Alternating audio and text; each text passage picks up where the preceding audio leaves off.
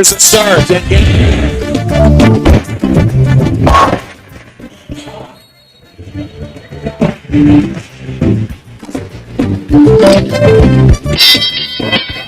Cheryl, it's up that way.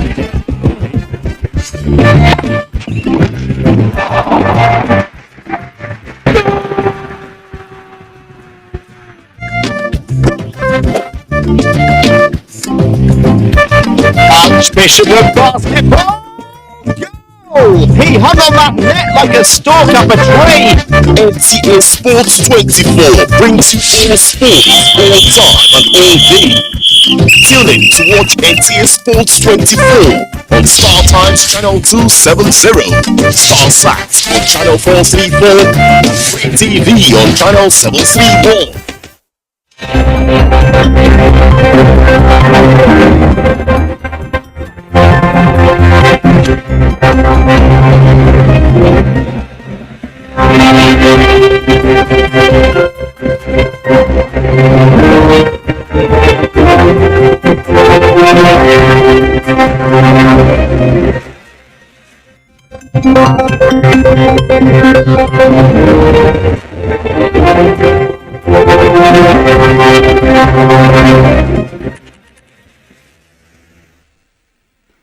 IMF projects Nigeria's GDP growth to remain at 3.4% and says inflation will remain elevated as it reaches 17.76% in May. Federal Executive Council approves 100 billion naira for infrastructure. And attention of Business Express today is in Lagos as the Central Bank of Nigeria and Bankers Committee hold Maiden Non-Oil Export Summit. This is Business Express on the network service of the Nigerian Television Authority, the NTA, and we're reaching you from Abuja, the nation's capital. I am Leah Kating. Baba Tunde. You're welcome.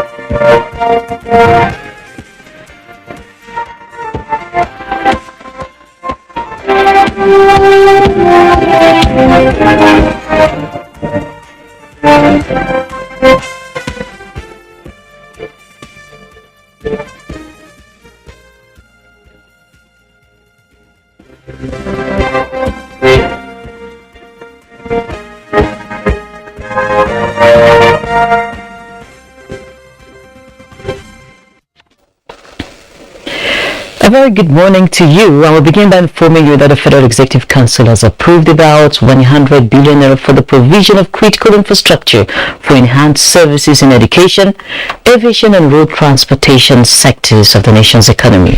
The Council also approved the enactment of the Federal Fire and Rescue Service Establishment Act 2022. Will approve the proposal for the rehabilitation of the 91.94 kilometer Kashimbila Takum Chachangi Road in Taraba State in the sum of 66.983 billion naira. Also approved by the Council is 964 million naira for the provision of satellite-based education system for 109 e-learning centers across the 36 states of the Federation and the FCT. The purpose of the memo is to provide each senatorial district in the country satellite-based education system for about 4,360 users. And it will include installation of 109 receiver satellite unit modem and antenna in 3 schools in each state, installation of 109 solar unit for receiver terminals, and deployment of 4,360 Android tablets. The International Energy Fund IMF on the recent economic and financial developments and the economic outlook for Nigeria says Nigeria's economy recovery continues to gain strength on the back of services and agriculture, with GDP growth reaching 3.6% year-on-year in Q1 2022. The outlook says latest data shows economic growth broadening to all sectors except oil, where production remains weak, reflecting continued security and technical challenges. The IMF added that inflation has reached 17.7% year-on-year in May, just as it was released Wednesday by the National Bureau of Statistics. Inflation was led by a renewed surge in food prices, exacerbated by the war in Ukraine and rising food security concerns, as over 40% of the population live below the poverty line. To contain inflationary pressures, the Central Bank of Nigeria has recently hiked its monetary policy rate by 150 basis points to 13%. Regarding the economic outlook, the statement says GDP growth is projected at 3.4% in 2022, while inflation is expected to remain elevated.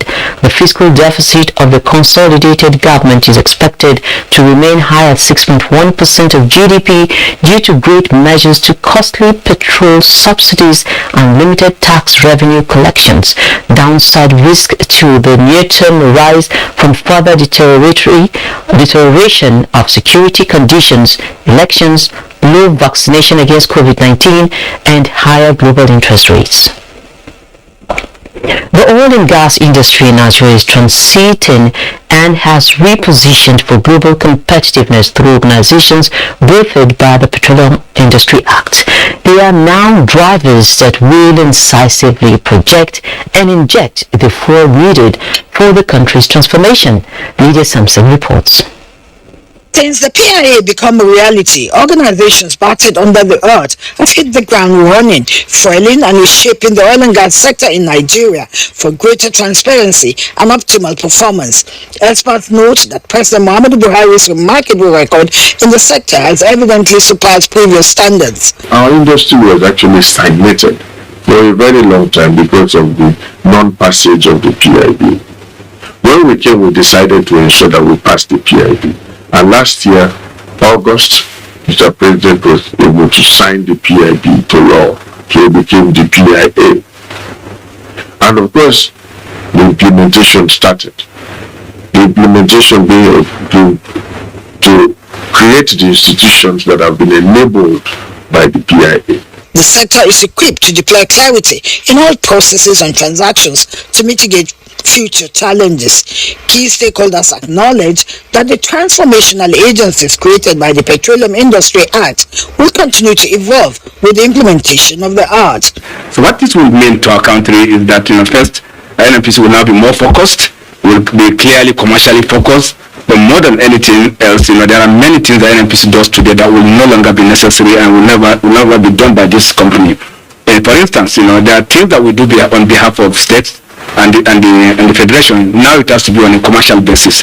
We will have a service level agreement between us and the federation so that we do everything for the purpose of commercial value while delivering energy security to our country. However, with supply shocks globally occasioned by geopolitics, key players say Nigeria must continue looking inward and pushing boundaries. The issue that we have to look inward and see how, because we should not allow the issue of Ukraine and probably the after effect of the COVID to bring out. We should just move ahead and do what we are supposed to do. Do what we are supposed to do to full implementation of the PIA, irrespective of whatever the principles, so that we take a bold move, and the market forces will eventually, settle down, and when the market forces settle down, everything will normalize. They opine that the clarity provided by the Petroleum Industry Act has continued to make Nigeria the preferred oil and gas hub. As you know, the PIA is quite transformational. In relation to the products that Nigeria uses, we've tried to maintain sufficiency of stock. PMS with 30 days is the minimum average that we keep. We've always strive to exceed that 30 days. Ease of investment through the clarity of the PIA has been identified as the global best practice that will help the country make successful partnerships across the oil and gas value chains globally. In tackling the inflation dynamics in the oil and gas sector can only be achieved by tackling energy security. Chief Executive Officer of the NNPC, Melik Eri, in a message to the Energy Company Executives Conference on Global Transition, insisted that fossil fuels, especially natural gas, are still needed despite global trends. He was represented by the Group General Manager of the National Petroleum Investment Management Services, NAPIMS, Balawunti, a subsidiary of the NNPC Limited, who asserted at the Forum on Global Energy Transition 2022 that the market still need financial and investment. Shaping the manner of transition.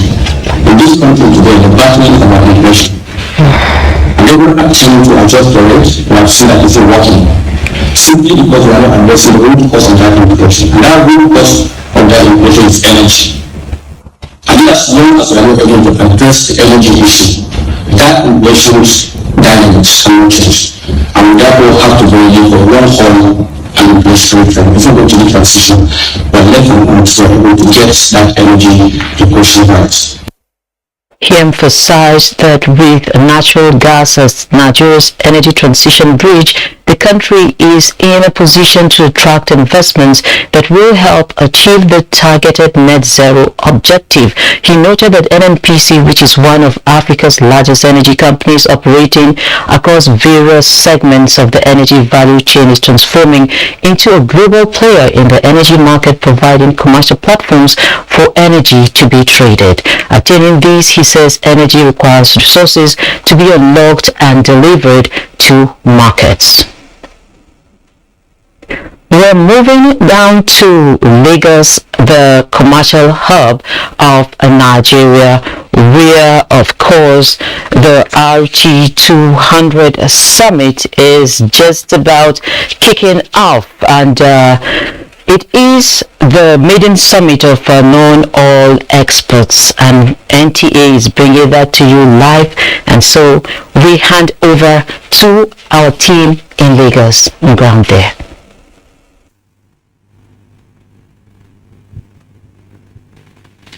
Your Excellency, the Governor of Lagos State, Mr.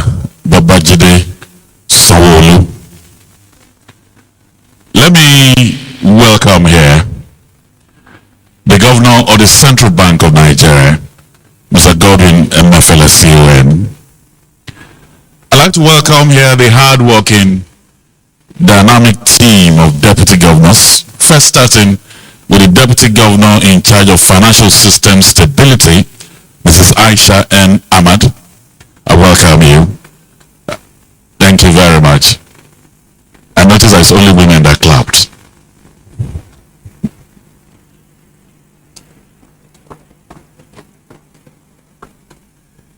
Let me welcome the Deputy Governor in charge of Corporate Services, Mr. Edward L. Adamu. The Deputy Governor in charge of Operations, Mr. Folashodun Adebisi Shonubi. And the Deputy Governor in charge of Economic Policy, Dr. Kingsley Obiora. I'd like to welcome here Mr. Herbert Wigwe, the Group Managing Director, CEO, Access Group, and also the Chairman of the Bankers Committee. Let's welcome him.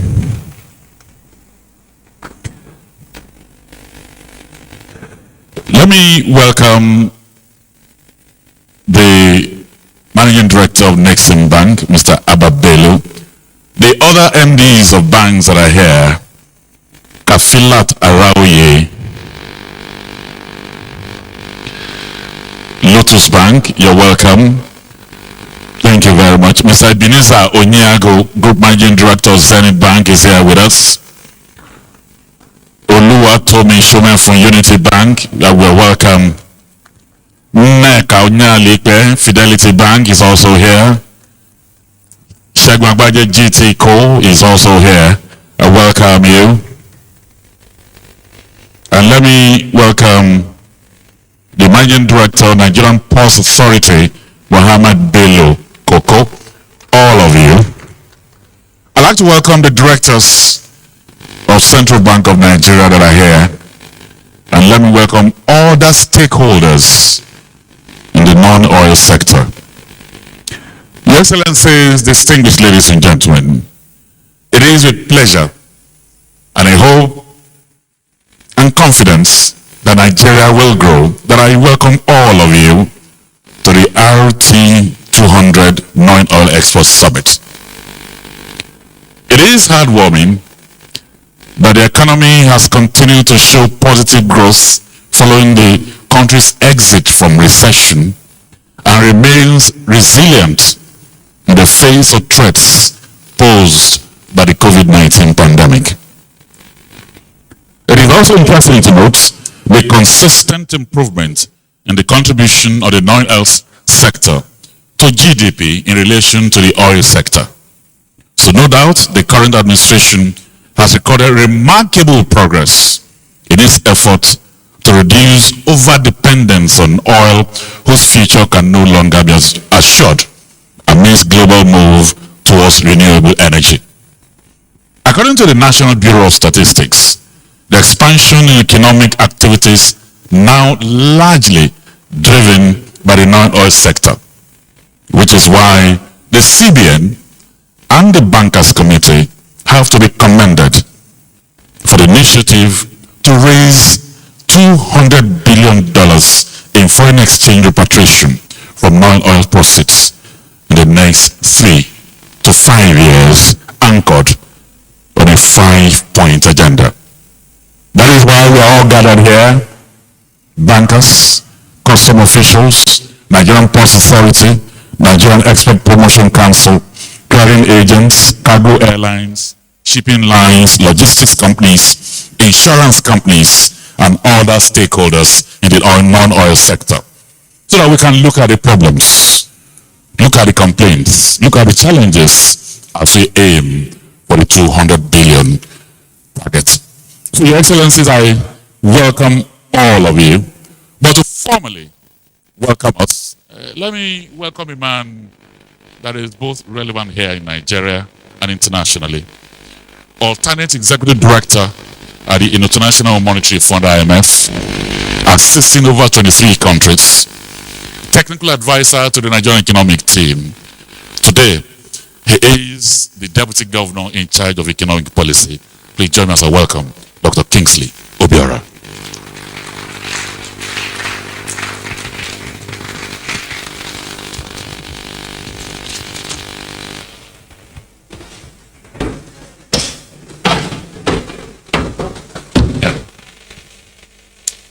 The Governor of Lagos State, and the Governor of the Central Bank of Nigeria, my colleagues, Deputy Governors, Directors from the bank, my other colleagues, MDs of banks here present, participants, presenters in the non-oil export space, everyone, good morning and welcome to this event.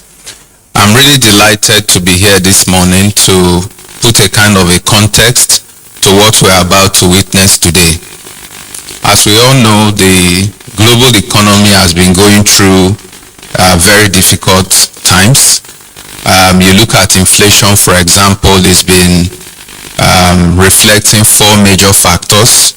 We've seen some hikes in commodity prices, especially food and fuels, and exacerbated by the invasion of Ukraine by Russia, 2 very serious, significant commodity exporters. We have also seen disruptions in global value chains that has been aggravated by the lockdowns in China, who, as we all know, is now the manufacturing factory of the world. We have seen some rebalancing of demand in favor of services, which are usually more expensive than goods. And finally, we are seeing some tightness in labor markets around the world, because as people have become freer to work from home, it has made labor more available and tightness in the labor markets. All of these though have meant that we are seeing inflation at unprecedented and uncomfortable levels around the world. You go to the UK and the US, where for forever they had almost zero inflation. They are now at almost 6% in the UK and the EU and 9% in the US. You go to Argentina, for example, they are over 70% inflation. In Turkey is 58%. Right here in Africa, in Ethiopia, they are 36%. Ghana is over 31% at the last count.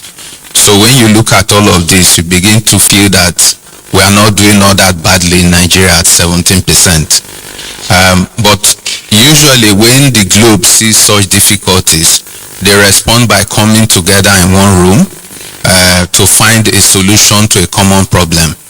But that's not what we are seeing this time.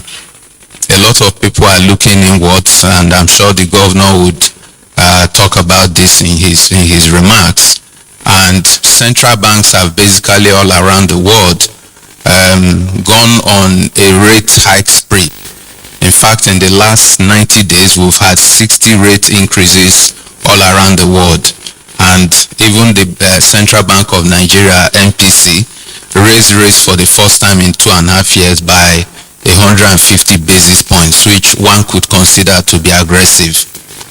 We saw yesterday the Federal Reserve, the Central Bank of the US, raised rates by 0.75%, which according to history is the largest they've done since 1994. So all of this means though that as you raise rates, it must affect growth. And that is why the IMF has recently revised growth from 6.1% they expected this year to 3.6% for this year and next year. And if you look at where they kept Nigeria at 3.4%, again, it just tells you that we're not doing as badly as we might want to believe. And so these inward-looking policies that the globe has taken, banning important commodity exports, means that here at home in Nigeria, we need to take care of ourselves. And the RT200 FS program is a response to that we can do this on our own, that nobody would come from outside the country to help us survive. And it has 5 pillars. What we are doing here today is a promise being kept by the governor of the central bank that we should have a biennial non-oil export summit where people can sit down, and for every problem or challenge that you throw on the table, there will be someone in the room to provide solutions. And it is my sincere hope that this is what we will achieve today, and that we're going to harness ideas to make sure that we're able, over the next 3 to 5 years, to actually get to $200 billion in non-oil exports. I welcome you all to this event. Thank you.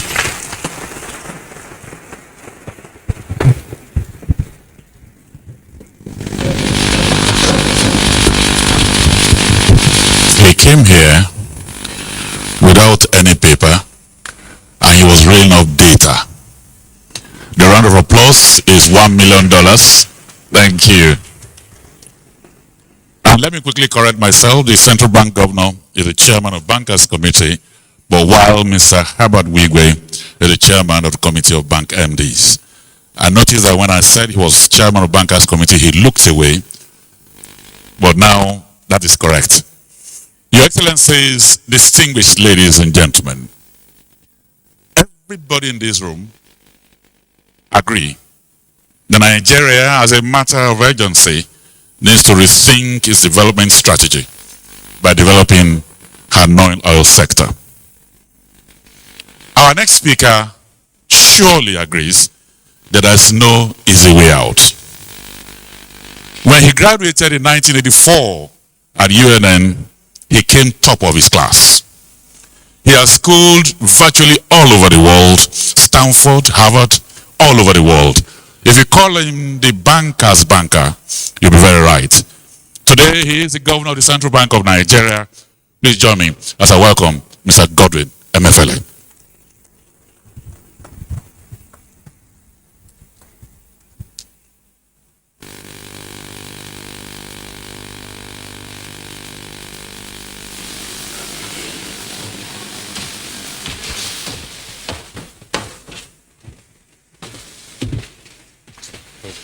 Hold yours.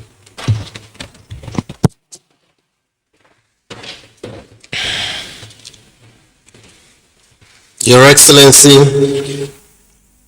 the Governor of Lagos State, my brother, Mr. Babajide Sanwo-Olu, and let me really and specially thank you, because in practically all the events that we host or we organize at the Central Bank or at the Bankers Committee, you have truly shown a lot of support, and I truly think that we need to give you a round of applause.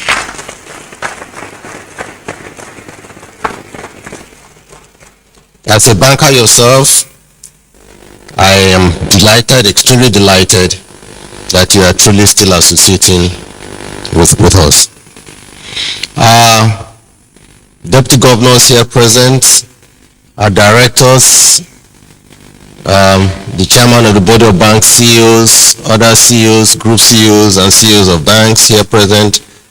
I see my brother Mohammed Kuku, the MD of Nigerian Port Authority, you yourself a banker, and you can see that the bankers are going places, even outside the banking industry, both in governance as well as in the management of government corporations.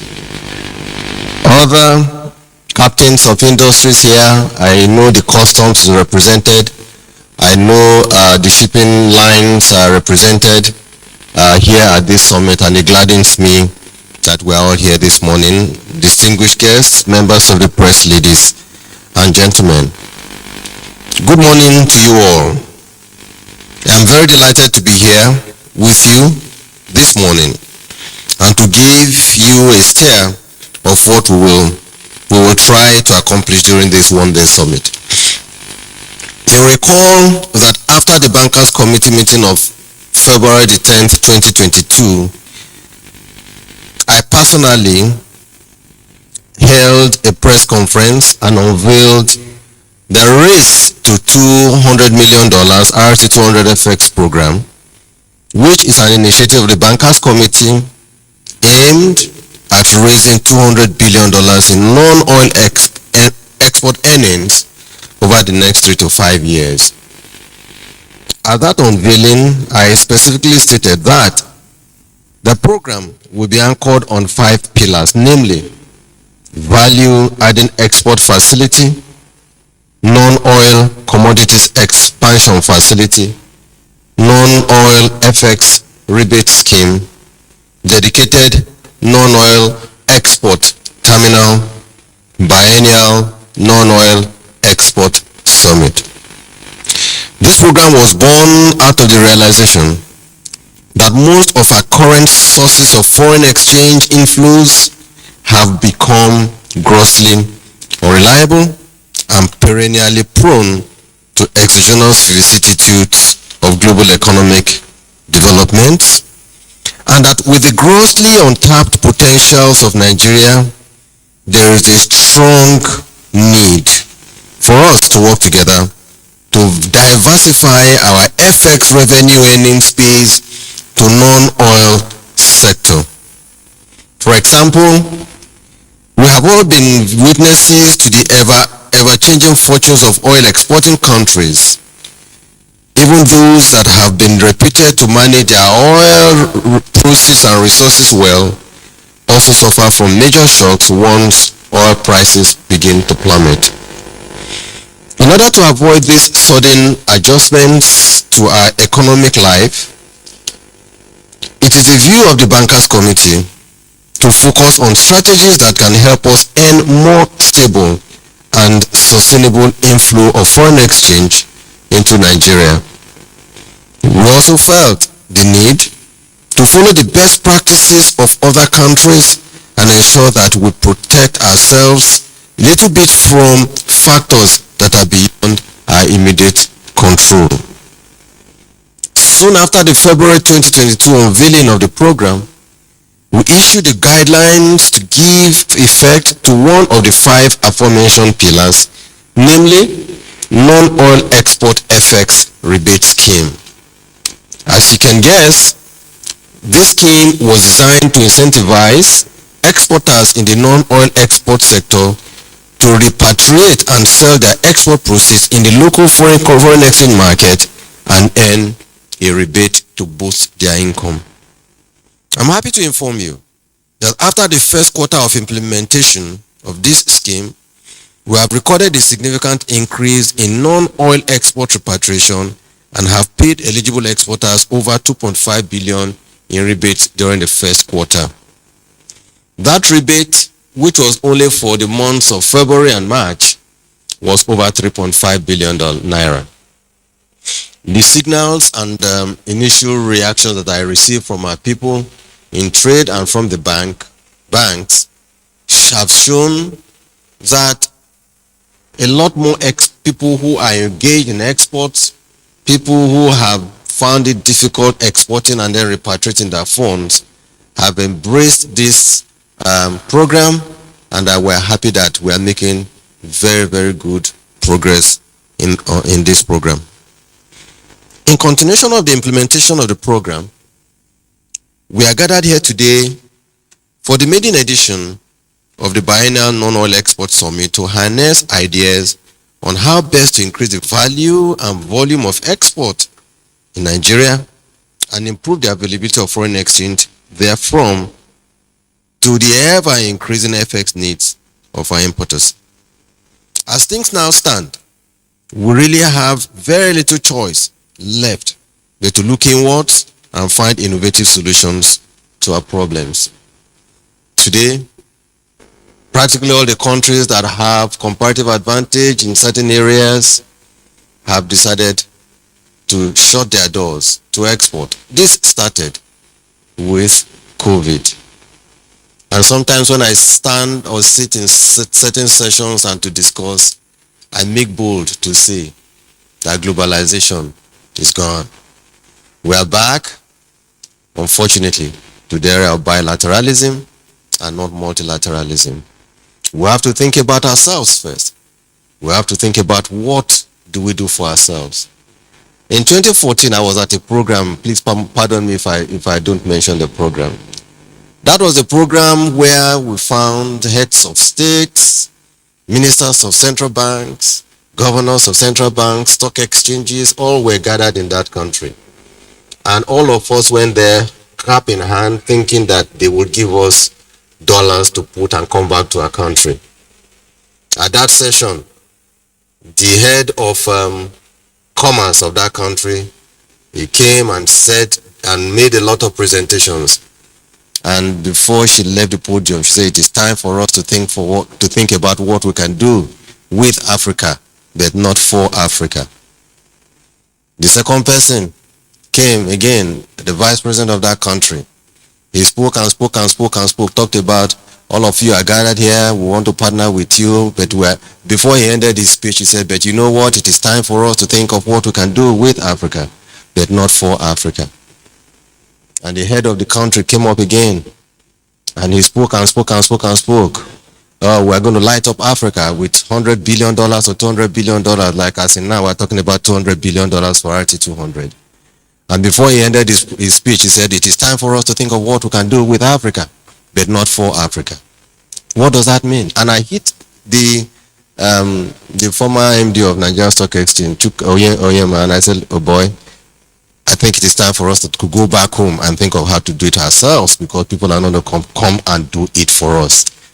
That has been what has propelled us since 2014 to see to what can we do for our country.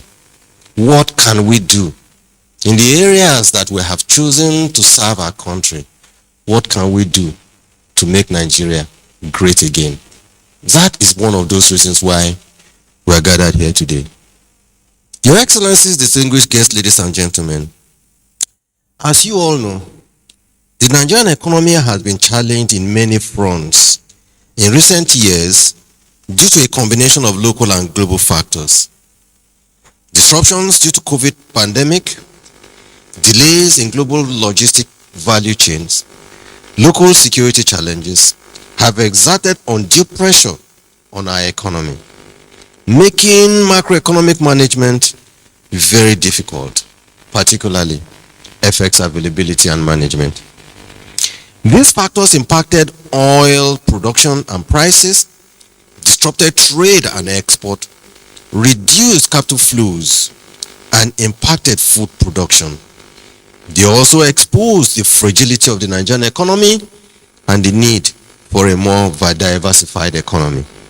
Yet, in the face of these challenges, the Central Bank of Nigeria has been confronted with rising demand for foreign exchange for both goods, services, and other needs. With this unabating demand, the bank has been working to manage both demand and supply side to meet the foreign exchange obligations in Nigeria. However, let me emphasize that monetary policy alone cannot bear all the burden of expected adjustments needed to manage these challenges and difficulties in our country. These problems call for urgent design and steadfast implementation of other supportive, structural, and complementary policies that are broad-based, coordinated, and focused on complementing the work of the monetary authority. Just as the situation I have outlined above forced the CBN and Bankers Committee to set for more innovative program and policies to gear towards sustainable solutions, it is my earnest hope that at the end of this summit today, presenters, panelists, participants will put on their thinking caps and come up, and I repeat, to see that many of our government agencies, Nigerian Port Authority, Customs, all of you that are involved in the export value chain in Nigeria, business people, financiers, and practitioners in the non-oil export space in Nigeria are present in this hall. When, at the time we were conceiving of this idea, we said we, the bankers, will play our roles. We will try as much as possible to provide cheap, affordable, long-term finance for companies that really truly deserve to conduct export activities of goods and services. But we feel, and that is the reason why we're here, that we cannot do this alone. That we need a handshake between the bankers, the central bank, between the exporters that are all involved in the value chain, but more importantly, with those of our brothers and sisters that are government agencies that are involved in the process of smoothing the process of export in Nigeria. There has been indeed unbearable difficulties and challenges involved or faced by exporters in exporting goods out of Nigeria. My brother Koko, you are here. You have a lot of work to do. We need your support and we beg of you. You are in charge of the Nigerian ports. Please, work with us. We are ready. The Bankers Committee is ready in any way to provide the needed support that can smoothen the challenges involved in our port operation in Nigeria. We truly and badly need foreign exchange to fund the import needs of our country. We can no longer continue as a country to depend on revenue from crude oil, where we have no control over price and quantity, where there are lots of challenges we are facing today. I keep reading the newspapers. NNPC talks, Minister of Finance talks, the Acting Accountant General talks. They say different things. I am not about to begin to see the challenge we face in central bank, about how to manage monetary policy, and about how we can work together. But what is important is that we all need to work together, because it is a solemn pledge and responsibility that we have taken up as in this role, that we can and we will do something as Nigerians to help our country. And we will need the support of everybody. All the bottlenecks involved, whether we need to create dry ports or we need to create any type of port that is needed to expand and make export operation in Nigeria, we need your help. Nigerian ports, the customs, the shipping lines, please, let's do it together. Nigeria can be great in export. Before we found oil, Nigeria was exporting commodities. We found oil and we all went to bed. It is time for us to get jolted and get out of bed and begin to do the right things for the good of our country so that Central Bank of Nigeria can find the foreign exchange. In fact, people do not need to come to Central Bank of Nigeria to ask for foreign exchange to import. The banks should be able to find foreign exchange from exporters to fund import needs of Nigerians. That is what we desire, and we will need the support of everybody. I am thinking and hoping that by the time we end this program today, we will find lasting solutions to this problem in Nigeria. While I warmly welcome you all to this event, my hope is that this will be a problem-solving gathering, a summit that will guarantee that for every complaint, problem, issues, challenge or difficulty that is presented or identified, there will be one or several agencies or practitioners that can articulate options for solving that problem. I strongly believe that the ideas harnessed from this maiden summit will be invaluable in helping us reach our ultimate goal of $200 billion in non-oil export over the medium term. Ladies and gentlemen, Your Excellency, I'm mindful that this goal itself may appear unattainable to some, but I'm resolute and determined that we can achieve them. Many countries that are much less endowed than Nigeria are doing it. Consider, for example, that agriculture exports alone from the Netherlands was about $120 billion in 2021. Yet, Netherlands has a landmass of about 42,000 square kilometers, which is much, much less and smaller than the landmass of Niger State alone, which sits on over 76,000 square kilometers.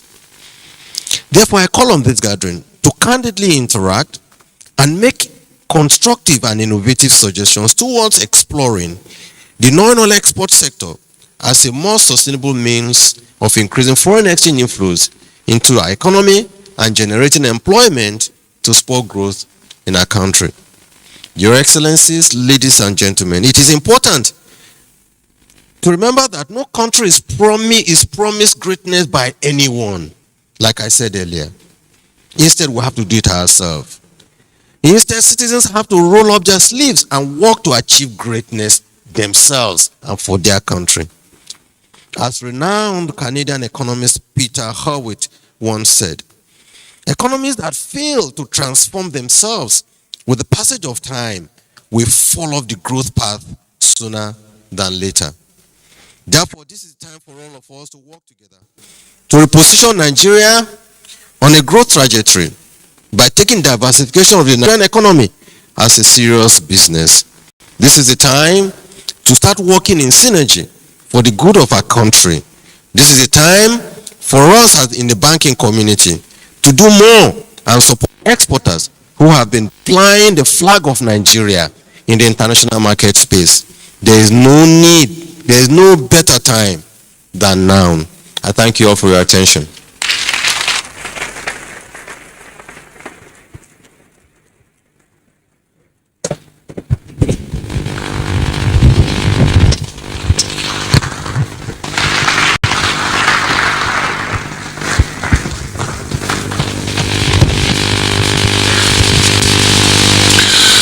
While the governor of the Central Bank of Nigeria was speaking and related his experience at the workshop internationally, and from the president downwards, they were saying, we don't want to do something for Africa, but with Africa.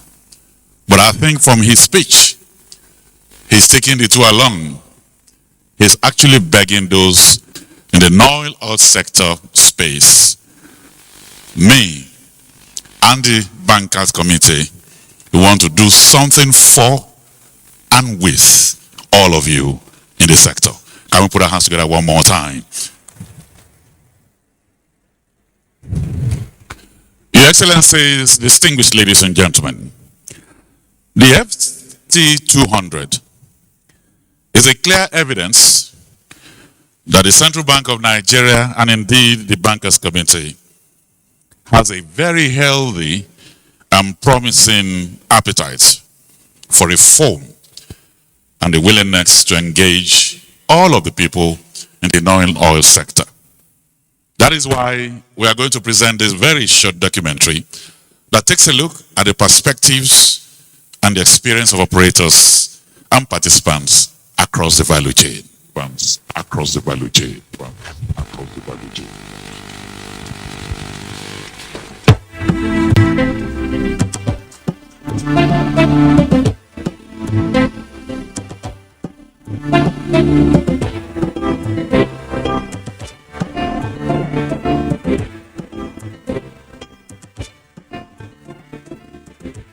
The Central Bank of Nigeria, CBN, is performing creditably in its role as a modulator in the economy of Africa's most populous nation. The global economic meltdown of recent years, coupled with the financial tragedies brought about by COVID-19, saw the CBN facing challenges never before imagined. Crude oil, Nigeria's major export earner, fell in the global markets to such lows that at one point sold below $0 per barrel. The pandemic also forced global investors to withdraw much of their funds from emerging economies like Nigeria. Diaspora remittances also fell sharply, and there were disruptions in global supply chains as countries held back supply of essential materials and prioritized local demand.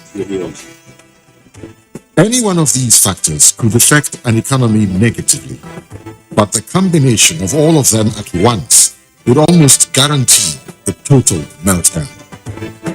But like a giant in the sun, the CBN rose to these challenges with courage and innovation. The Apex Bank threw itself into many sectors of the Nigerian economy and unleashed an array of targeted intervention programs aimed at individuals, households, and businesses, strengthening the economy by encouraging production and massive job creation. To date, the CBN, working with deposit money banks and participating financial institutions, has granted over 3 trillion naira in intervention loans that have undoubtedly been one of the critical ingredients for Nigeria's economic recovery and employment generation. The Anchor Borrowers Program has disbursed 948 billion naira to 4,478,381 smallholder farmers who cultivated 5.2 million hectares of farmland across the country, thereby creating 12.5 million direct and indirect jobs. CBN's targeted credit facility, meant to help households and businesses that suffered significant losses during COVID-19, has disbursed 368.79 billion naira to 778,000 beneficiaries, comprising 648,052 households and about 130,000 SMEs. 1.452 trillion naira has gone to 337 large real sector projects in agriculture, manufacturing, services, and mining under CBN's Real Sector Support Facility. In healthcare, 122 major healthcare projects have been funded to the tune of 115.36 billion naira.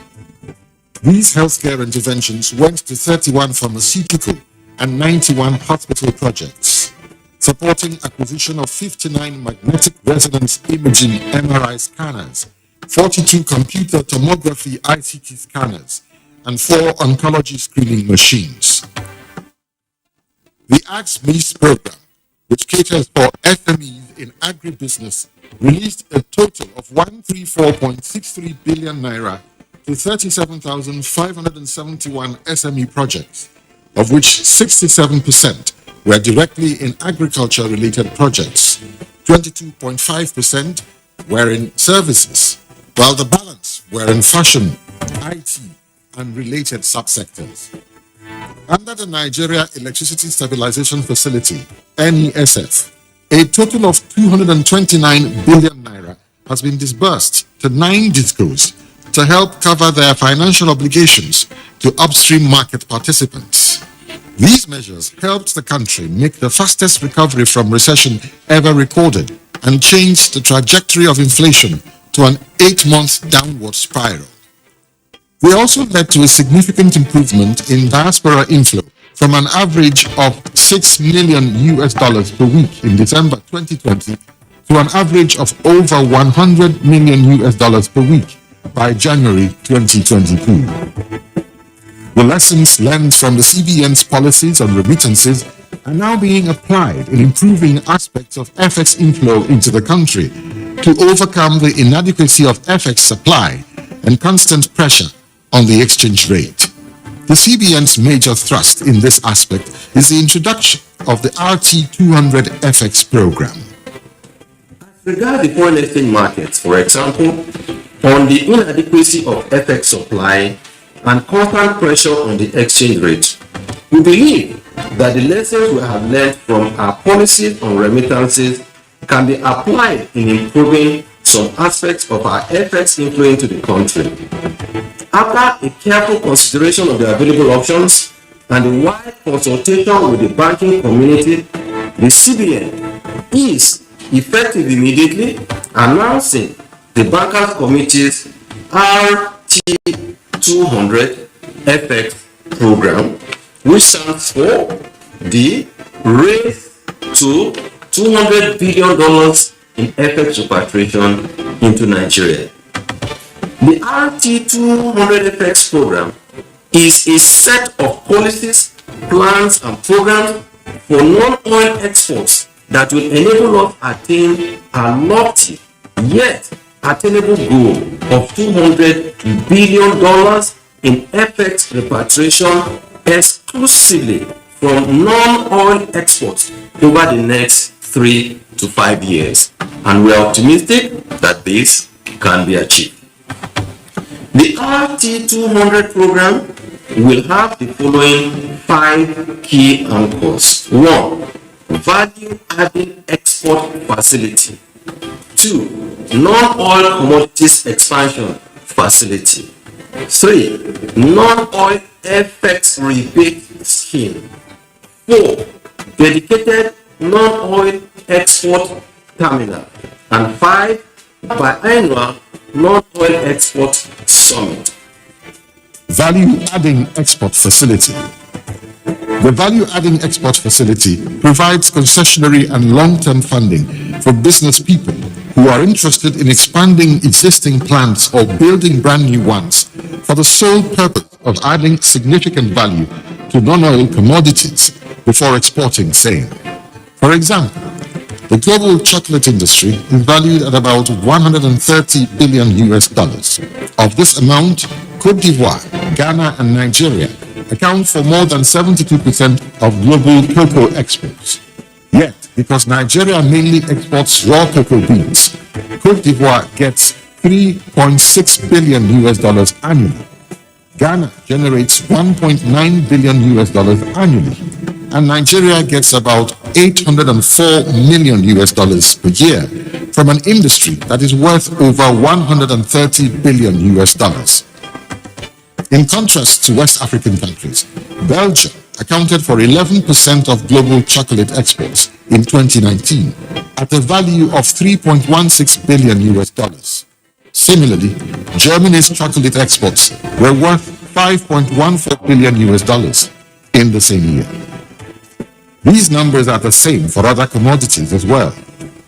Therefore, given these alarming disparities between exporters of raw commodities and exporters of semi-finished or finished products, the CBN believes that the value-adding export facility is a first step to getting back some of these foreign exchange that Nigeria rightly deserves. Currently, 125 export companies have benefited from the facility, with over 210 billion naira disbursed under the scheme. Non-oil commodities expansion facility. This facility will also be a concessionary facility designed to significantly boost local production of exportable commodities. The bank is currently working with the Sesame Seeds Association, cocoa farmers, Ginger Farmers Association, and firms that are into backward integration from primary production to value additions.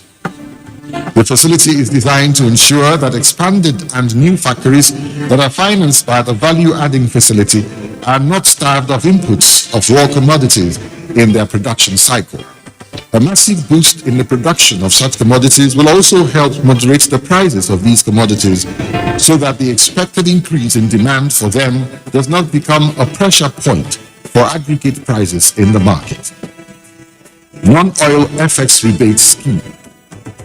The non-oil FX rebate scheme is a special local currency rebate scheme for non-oil exporters of semi-finished and finished produce who show verifiable evidence of export proceeds repatriation sold directly into the I&E window to boost liquidity in the market.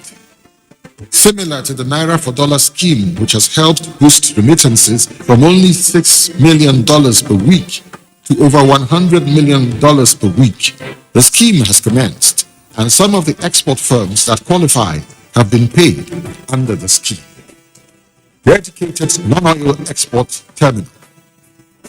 In recognition of the perennial problems of port congestion cited by exporters as a major impediment to improved operations and foreign exchange earnings, the CBN designed a third anchor of the RT200 program, which is the establishment of a dedicated non-oil export terminal. In recognition of the perennial problems of port congestion cited by the exporters as a major impediment to improve operations and foreign exchange earnings, we have designed a third anchor of the RT200 program, which is the construction and establishment of a dedicated non-oil export terminal. According to the African Center for Supply Chain Practitioners, Nigeria loses about $14.2 billion annually due to congestion at our ports. Paraphrasing from an article by the Financial Times in December 2020, the congestion has become so bad that while it costs $3,500 to ship a 40-feet container from China to Lagos, which is a distance of 22,000 kilometers, it costs $4,000 to move the same container from the port to mainland Lagos, a distance of only 12 kilometers. During our stakeholder engagements with the various segments of exporters, we heard several heartbreaking accounts of how containers spent several months in the ports just waiting to be shipped, resulting in loss of perishable goods or well-established foreign customers. This dedicated port will be capable of creating over 100,000 direct and indirect jobs and would provide a huge boost to the quest for significant improvement in non-oil export earnings in Nigeria. Today's summit, the first biannual non-oil export summit, forms the fifth key anchor for the RT200 FX program. It is a gathering of stakeholders and practitioners in the sector to address complaints and challenges and articulate solutions for solving problems. It is a forum to harness ideas to help the Central Bank of Nigeria reach the ultimate goal of $200 billion in non-oil exports in 5 years, a target which the CBN governor believes is attainable. I'm mindful that this goal itself may appear unattainable to some, but we are resolute and determined that we can achieve it. Many countries that are much less endowed than Nigeria are doing the same. Let me note very importantly that the RT200 program is not intended to be a silver bullet to all our problems in the export segment of the economy. Rather, it's the first step meant to ensure that the CBN is better able to carry out its mandate in an effective and efficient manner, which guarantees preservation of our scarce commonwealth and the stability of our national currency, the Naira. It is only by boosting productive and earnings capacity of this economy that we can truly preserve the long-term value of our currency, the Naira, as well as the stability of our exchange rate.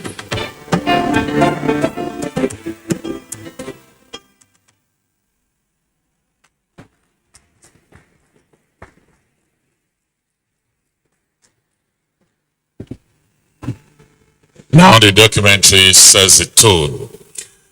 Your Excellencies, distinguished ladies and gentlemen, our next speaker understands not just the economy, but also the challenges of the non-oil sector. His career trajectory is one that afforded him that opportunity. 3 times he has been commissioner in Lagos State for economic planning and budgets, commerce and industry, establishment training and pensions. He was once the managing director of the Lagos State Property Corporation, a banker, a surveyor, and a geoinformatics expert. Ladies and gentlemen, the man that is already ready, approved by the hosts of heaven, walking gingerly to his second term. Please join us and welcome Mr. Sanwo-Olu.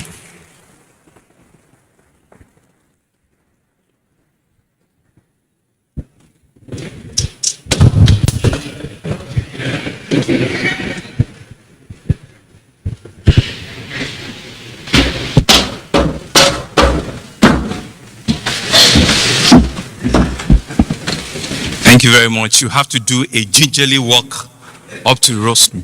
Thank you very much, MC. Whilst everybody has been having their peaceful daily activity, you know, it's only the governor of Central Bank who doesn't have an election. It's the only one that is not feeling cold or feeling sweat even inside the AC. All the other governors that have been working gingerly, either to get a second term or something, you know, have been feeling the pressure of gingerly working.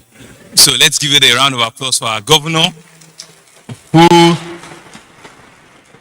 is not threatened by a re-election or a 3rd term in office. So, Mr. Governor, it's an honor to be here with you again. I want to also thank you personally for all the support you've given my government. For people that do not appreciate what the efforts have been, it's really just to count how many number of banks we have now. I've counted 33, and I'm sure there's still 1 or 2 still coming. I mean, when we left banking, it was under 20 or thereabout now. But in your government and within your regime and your colleagues, you've grown the numbers to 33. If anything, you've created jobs and you've created opportunities in that sector. Just to also acknowledge your colleagues, Deputy Governor, that are working very, very tirelessly to ensure that the work of the regulator is sustained. Obiora and Aisha, Edward and Ade, thank you all very much for giving him the support.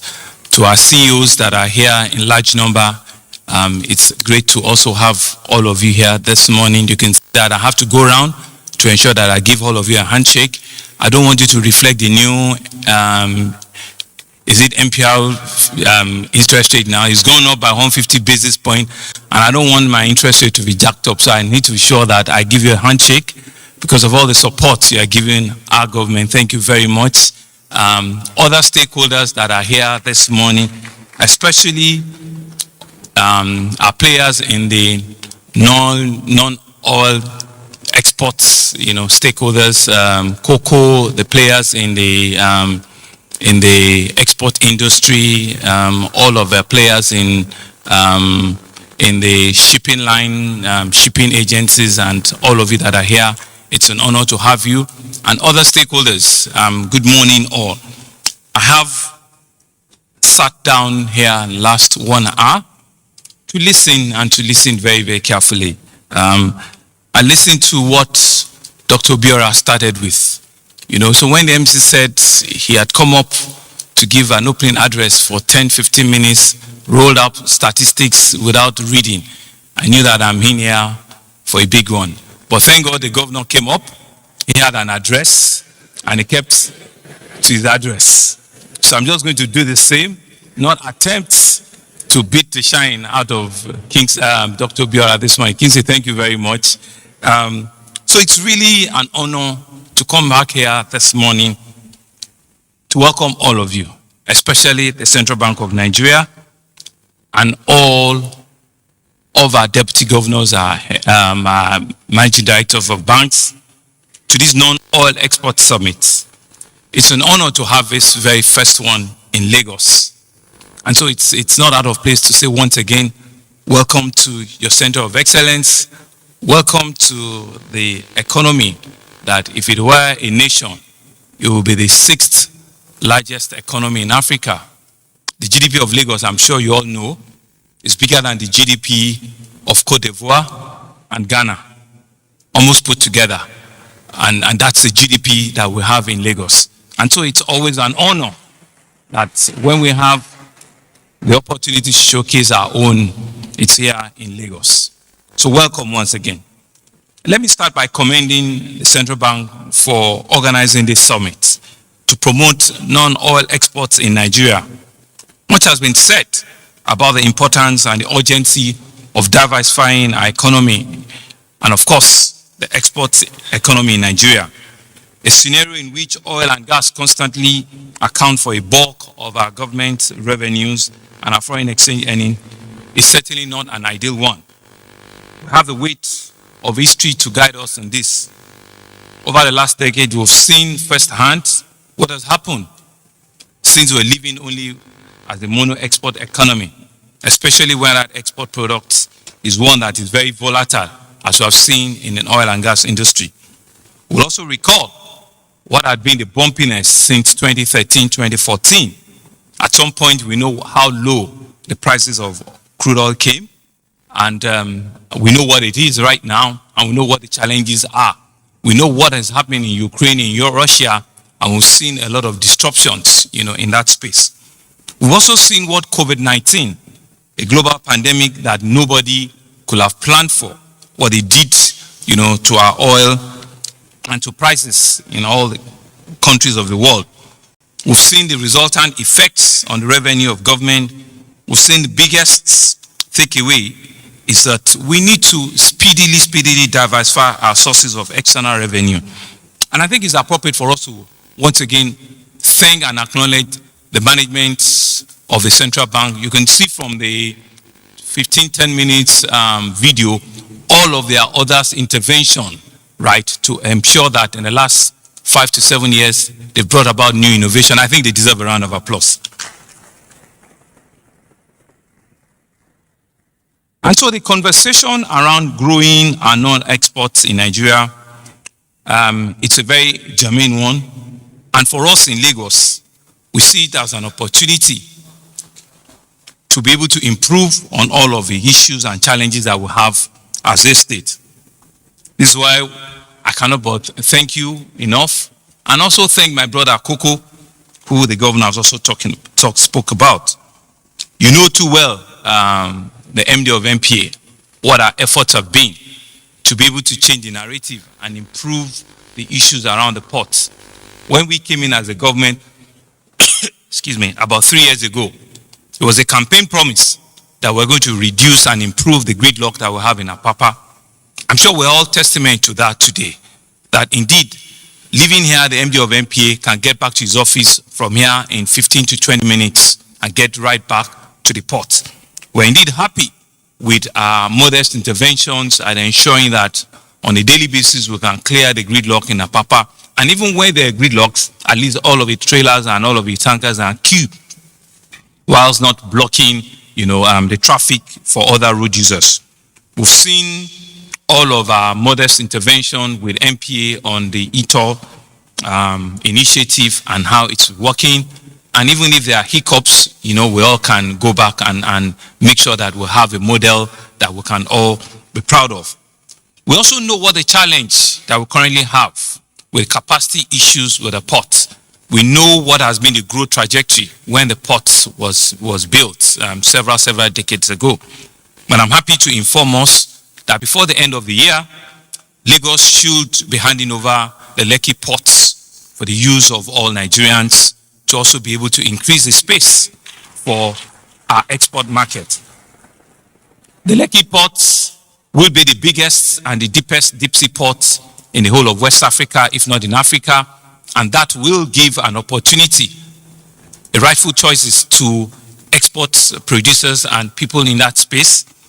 And I've also confirmed that even the Badagry port, we're waiting to get a FEC approval.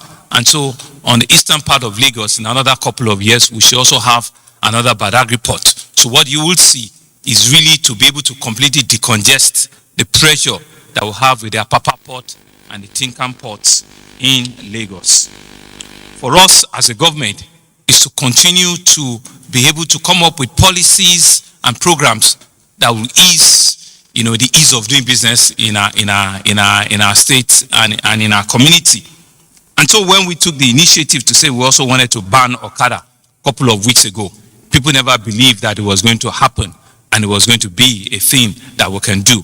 I want to thank all of you for the support we've recorded so far, but I want to assure you that the things that we've seen will continue the momentum, and we can take that part, of the nuisance we have in the city, we can take it away finally, and we can have smooth movement, of goods and services, of vehicular movement in Lagos without any hindrance, of Okada. I thought I was going to get a clap for that. Thank you very much.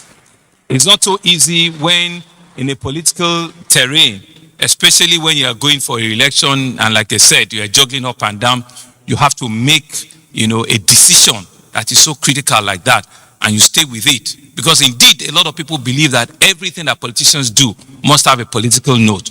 But sometimes, we stay with our words and we live with it to ensure that, the people benefit from it greatly. I listened to what Dr. Obiora had said. We're having 17% inflation growth in a country, but the challenge that we have as a nation is not just the inflation numbers. We're seeing that we're going to a terrain where political instability, changing from one government to another, we need to be able to check it, and we need to ensure that all of you in this room, are playing your own roles to ensure that you do not have any form of hiccup, even whilst we're going through this transition. We've got security issues in our country, and all of us in this room also have a responsibility to play our own part to ensure that whilst the shock of 17% is just only on inflation, other numbers that we cannot add on to it does not disrupt those figures, and ensure that indeed we can have a CBN that can plan well and be able to bring down, all of those challenges very, very quickly. And so we want to, again, say that the potentials of having an economy that can scale up its export cannot be overemphasized.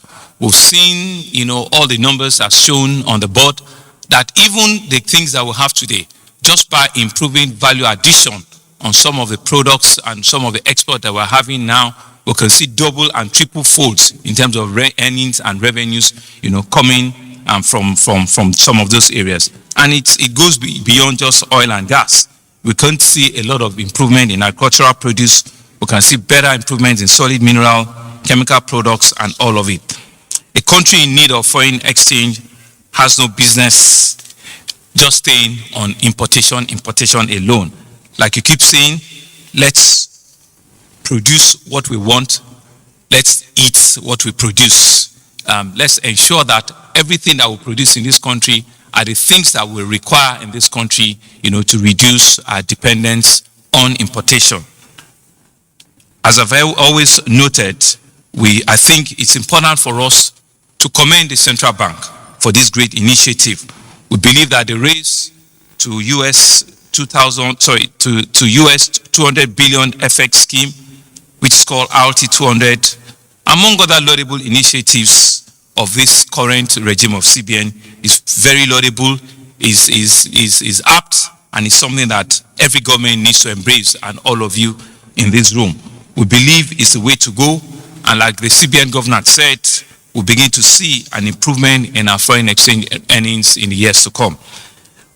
Not only in exports, the CBN governor and ourselves are also working at ensuring that we can use tourism as another means of foreign direct FX. The CBN, working with the committees of banks led by the chairman of the committee of bank CEOs, Dr. Herbert Wigwe, are working to ensure that before the end of the year, the National Arts Theatre, which is a major tourism destination for our country, will be available, will be open to the very teeming, active and very useful youth population that we have, that can be used to export all of our, entertainment industry. That in itself is in an attempt to have a lot more depth in foreign exchange earnings. Mr. Governor, am I right? Absolutely. And also to look at other, export earnings around tourism. Lagos also want to be a tourism hub where people can come in here, and bring in their foreign currency and stay here and live and, be able to create another economy. We've got 187 kilometer of beach line front that we're working with the central bank. He had assured us that he would help us also develop that industry so that indeed, the export potentials of this country is not only on products, it's also on services. People can come in here in this country and also pay, part of all of their earnings. I'm aware that the CBN have also approved payment of billions of naira to more than 100 exporters, and I'm sure some of you are here, and I want to advise you to take advantage of this scheme and scale up so that we can see an improved growth in non-oil exports. I have no doubt that this scheme will go from strength to strength and it will deliver beyond what our expectations are. And I want to urge all our exporters to readily take advantage of this. Finally, I want to urge the central bank to continue to fine-tune and strengthen this process while we're also looking for new ways of addressing some of the challenges that might come out of it. Let me also commend the effort of all the businesses that are investing heavily in the production of products that qualify for the RT 200. And I think one of the examples we have ready on mind is the Dangote Group. I'm sure we all know that it's now producing the largest producer of urea fertilizer in Africa.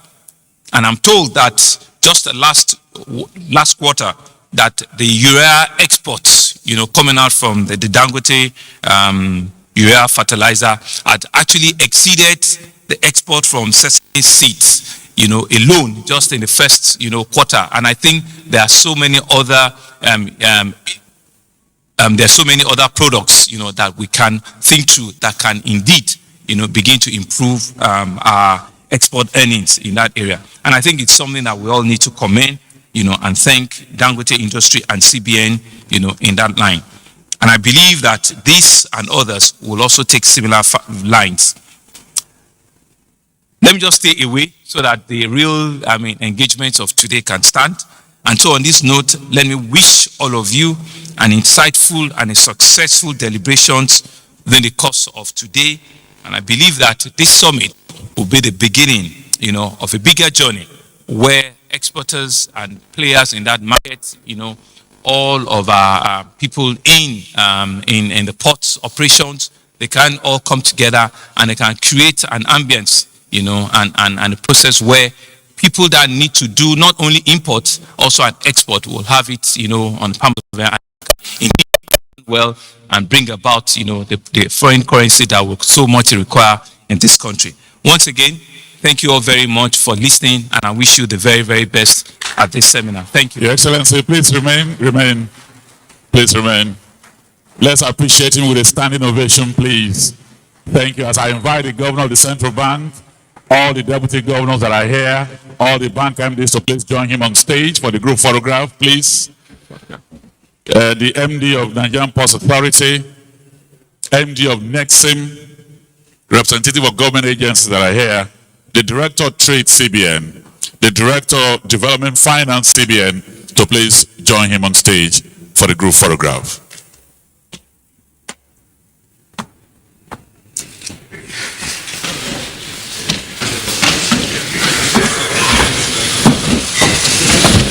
Please, the rest of us, let's sit down, please. Thank you.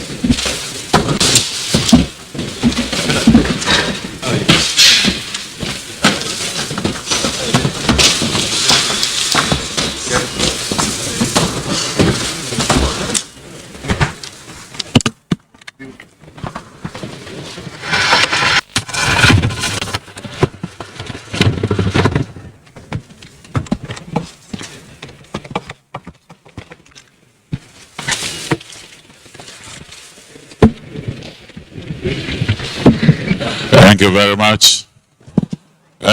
All the people that are on stage for the group photograph, an usher will lead you to your place of tea, 20 minutes. But before then, we have 5 minutes at the exhibition center. Is all the next hall. We have 20 minutes. Even those at the back can now rise, take your tea. But first, let's visit the exhibition centers.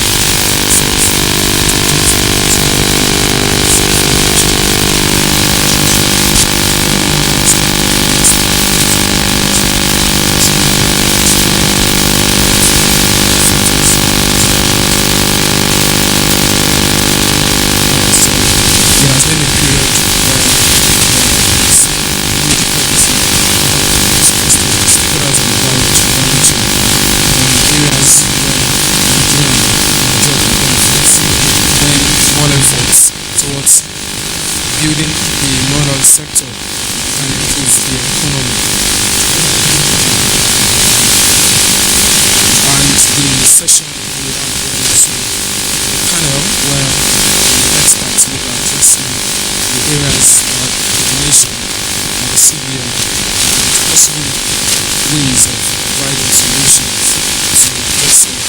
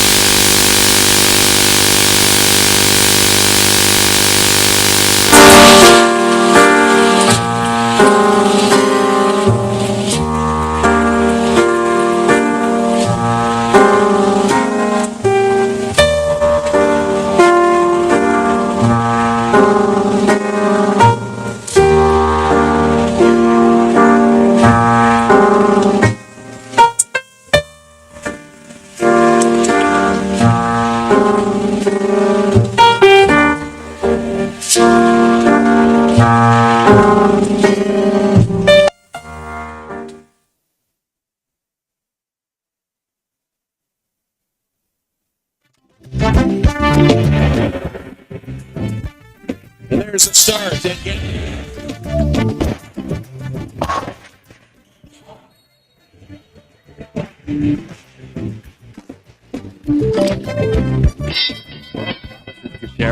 It's up that way.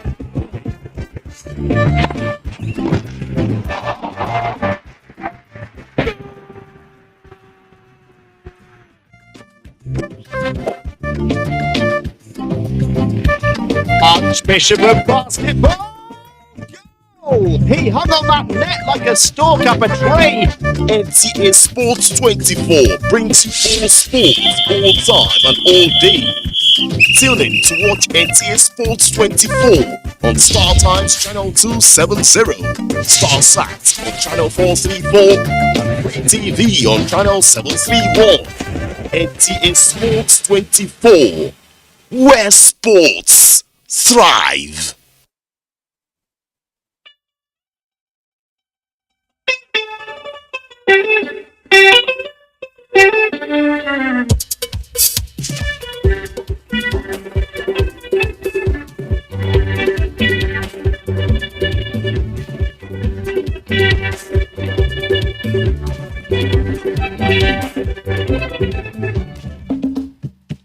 Aquaculture is a world emergent industry and one of the fastest growing food production subsector in the world.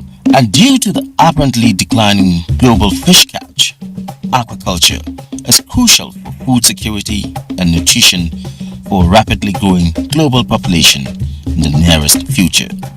Approximately 200 million people around the world are involved in fishing and aquaculture, one way or the other, with efforts to provide around 100 million tons of fish every year. This will mean an average consumption of 16 kilos per person, but in many places where fish is the principal source of animal protein, average consumption is far higher.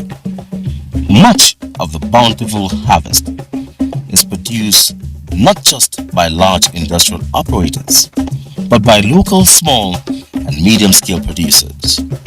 And do you know that half the fish supplied to world markets come from developing countries in Africa, Latin America, and Asia?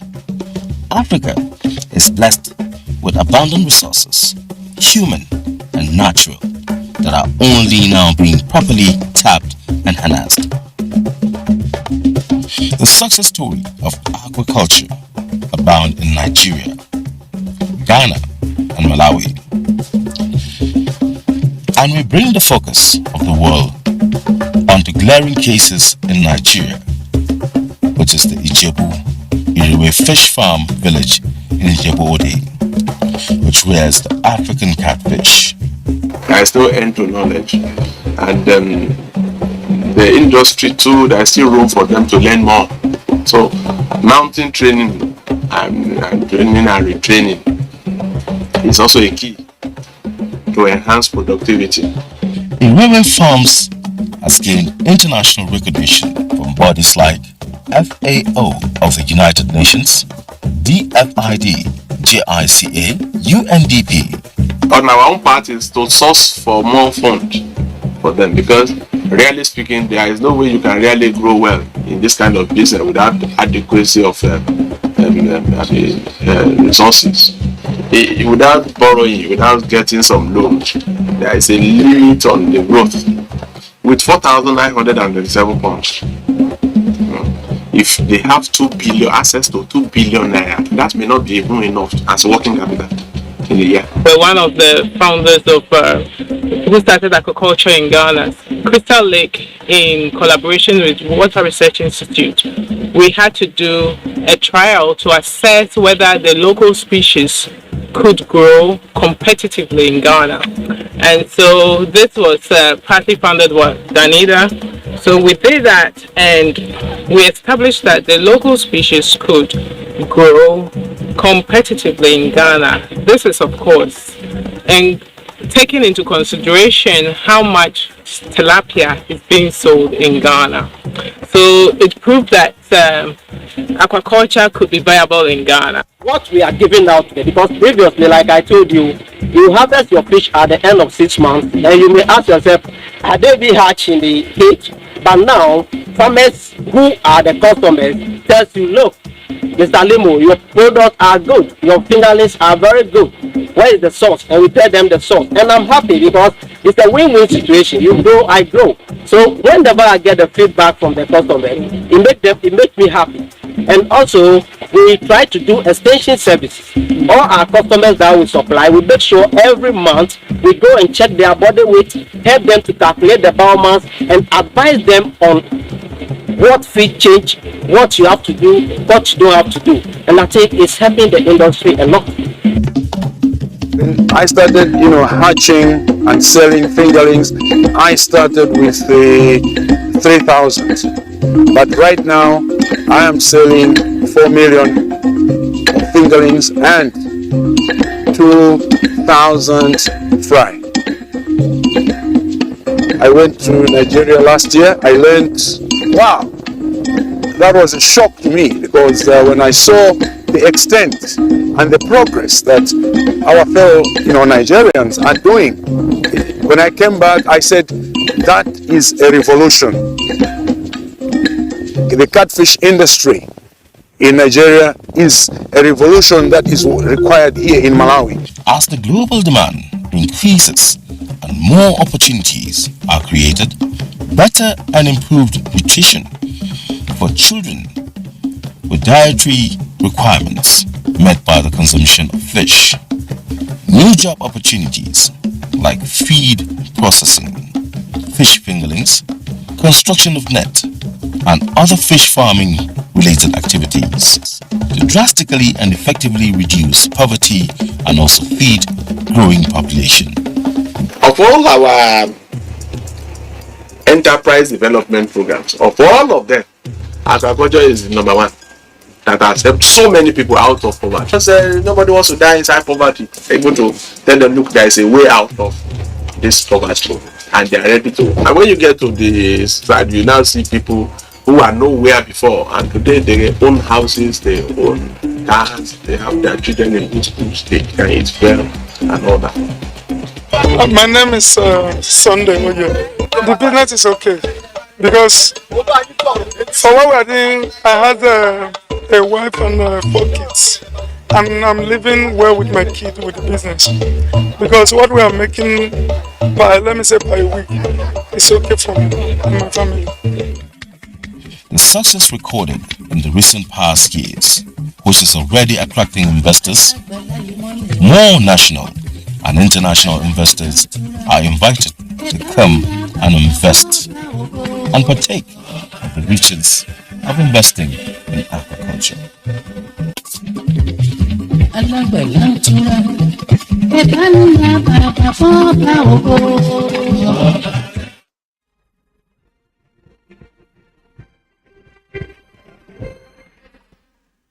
Hello and welcome. Here's an update of the news. I'm Dennis at Digunloye. The Federal Executive Council has approved about 100 billion naira for the provision of critical infrastructure for enhanced services in the education, aviation and road transportation sectors of the nation's economy. The Council also approved the enactment of the Federal Fire and Rescue Service Establishment Act 2022.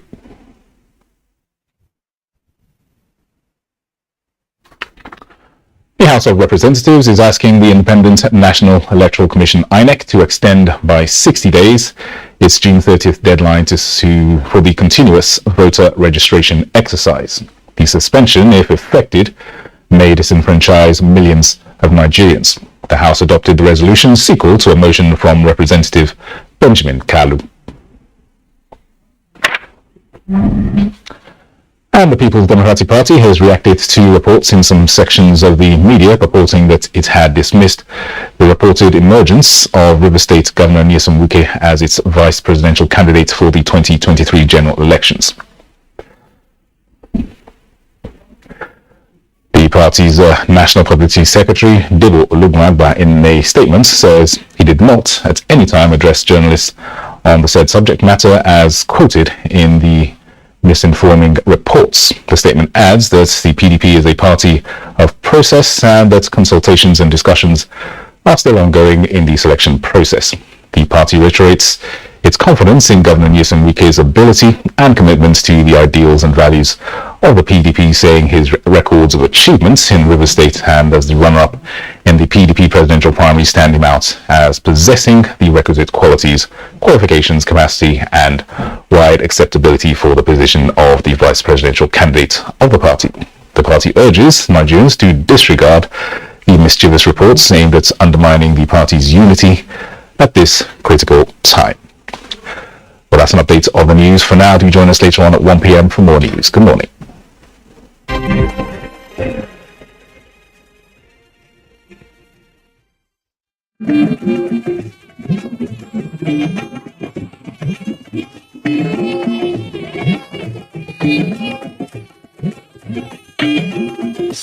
This is the network service of the NGA.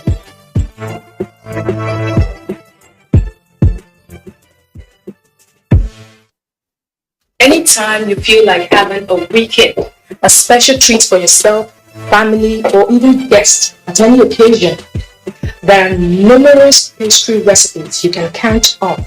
Baker's Confectionery can be crowd-pleasing, easy to make, and pocket-friendly. Welcome to Baker's World on the network service of the NTA, a program that updates you on recipes, cake decorations, cake shows, and all you need to know about the sugarcraft industry as a whole. I am Funke Oyeli. Many thanks for watching.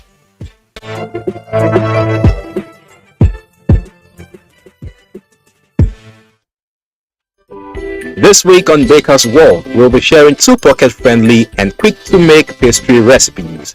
Our guest is a down-to-earth and focused baker who will take us through the procedures of baking Chelsea and currant buns. You certainly won't want to miss what our respondents have to say about our favorite pastry on Baker's Gist. All these and more for you this week on Baker's World. Do come along with us.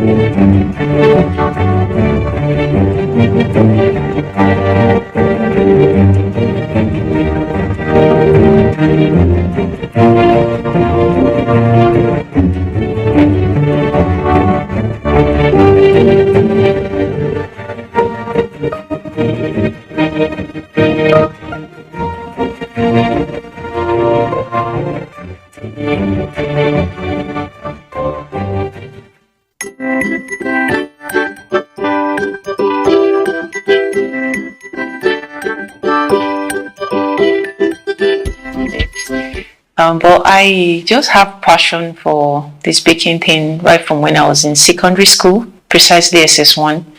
And I remember then, as a food management student, then I will go to stand by the window and then peep. I was just so interested in learning the arts of baking. And then while I was doing my IT, then in Kaduna, there was a neighboring school, an institute for education, Ministry of Education for baking and catering management, and then I enrolled, and that was how the journey started. And then I started, I used to bake for Christmas, Easter, gradually like that. But then I started baking for commercial, and I needed to educate myself, get more skills, and that was how I started.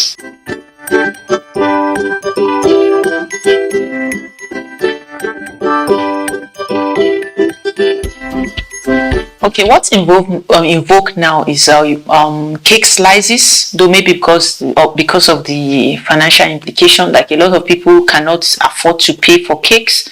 That's not the fault of the bakers, because cakes, ingredients and everything is expensive producing cake. So cake slices is really in vogue. You have cake loaf is in vogue. You have cake sticks. Like people just walk in stores, get cake slices. If it's your birthday, you get cake slices. You can share among people. After all, the whole cake will be sliced anyway. So that's what is in vogue right now. It doesn't matter the flavor. And then you can even have different flavors of cake in slices. Like you can order cake slices in different flavors. You can have cheesecake slices. You can have red velvet. Unlike against the ordering of cake, if you're ordering a birthday cake, you only have to order red velvet cake or vanilla cake. But now that cake slices are in vogue, you can have different flavors in different slices.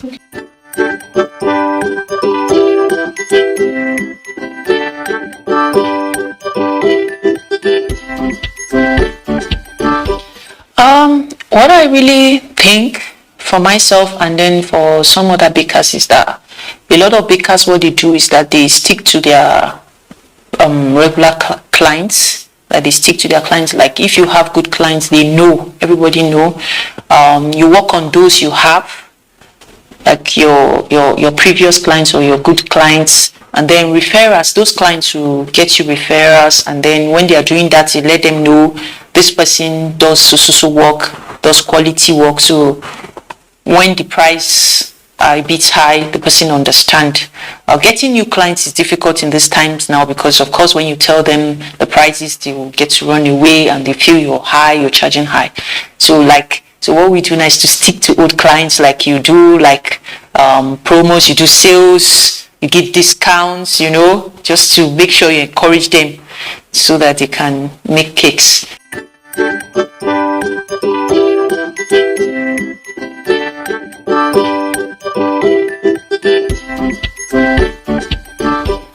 Chelsea buns, like I said, there's something about what's special about Chelsea bun is the shape.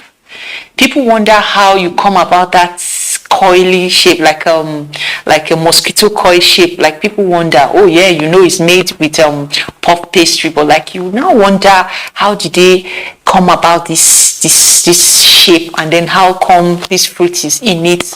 Like that, so that's the special thing about. And then the most special thing about it will be taken as a breakfast, lunch, snacks, picnic. You can use it for any of the occasions, and then you can take it as snacks.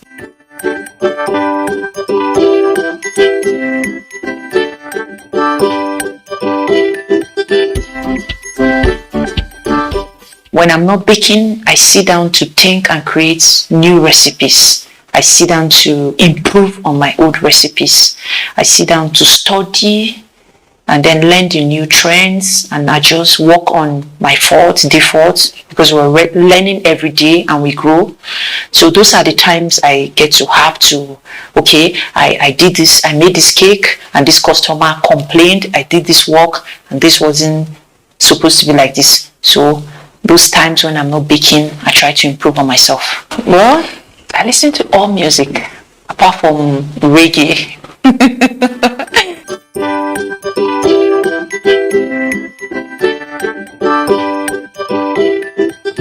Pastry making can be traced back to the era of ancient Egyptians.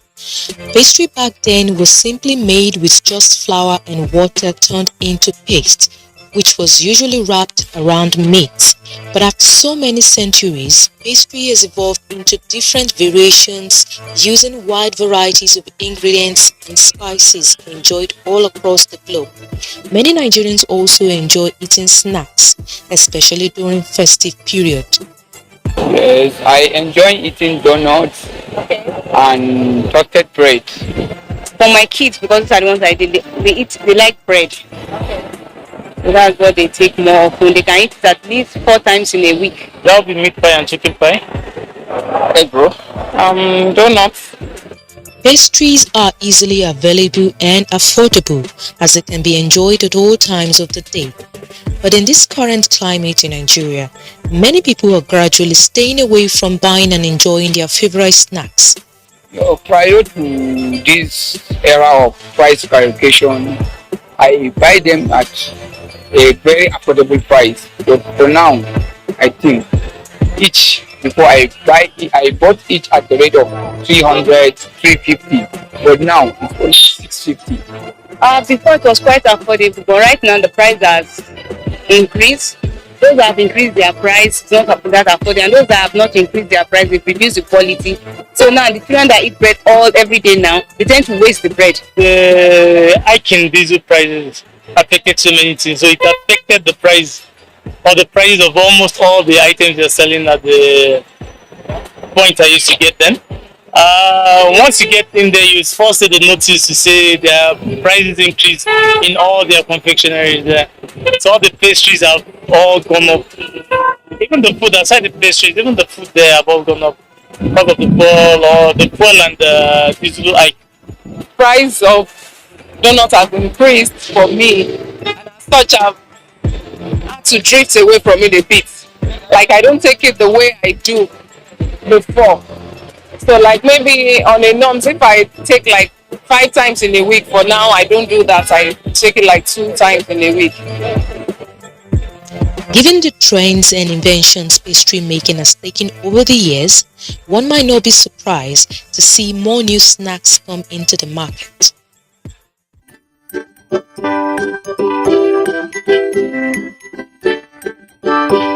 My name is Nena Aquaculture. You're watching Baker's World on NTA. Don't touch that dial.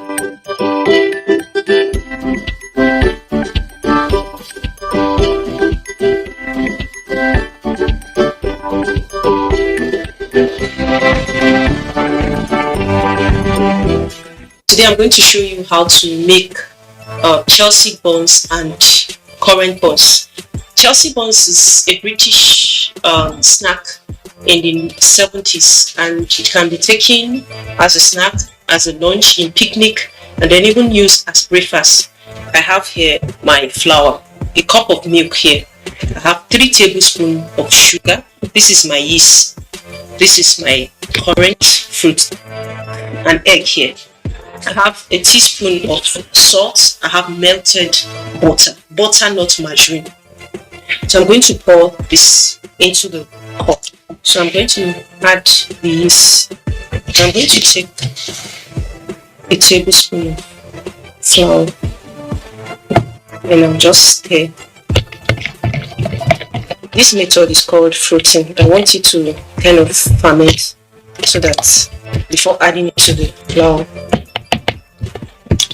And then I'm going to cover with a towel, so you drop in a warm plate so that when you see it as if it's fermenting, then you know it's going to go. Leave it for like 15 minutes. I'm just going to set it aside. For my flour here, gram of flour, then I'm going to add my 3 tablespoons of sugar, and it's just like milk. I'm going to leave some because when I roll, before adding the currants, I'll sprinkle some of the sugar before adding. But if you so wish to get everything in at once, fine. I'm going to add my salt. So this is a teaspoon of salt. I'm going to be adding my melted butter, not margarine. This is butter. Then here is our egg.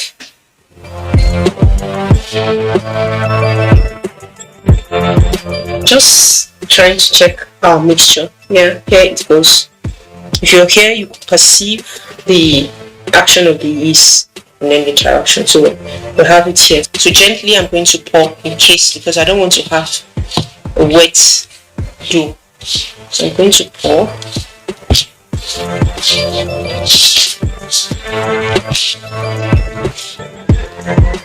Okay, so I have malleable dough. The dough that you can work with. It's not sticky, it's not too hard. So we're just going to quickly dust the table, work surface. You get a work surface. So just place the dough into the and I'm just dust. Just look. Just gently.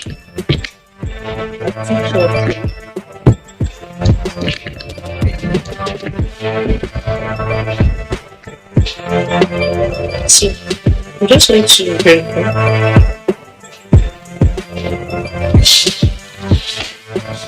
you really don't want sugar, you don't want too much sweetness. You can skip this. This is my currants. I'm going to generously just sprinkle.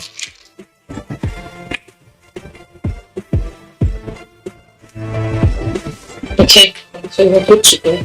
So gently you roll, ensuring and making sure that the currants are in it. You can cut into any size of your choice.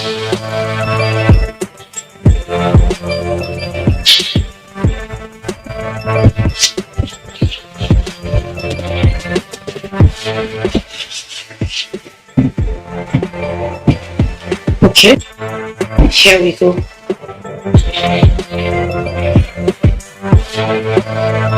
So what we're going to do, we're going to be transferring this onto a baking tray. Remember, I greased my baking tray with butter and dusted with flour. See how this is what I have. I have my Chelsea buns arranged.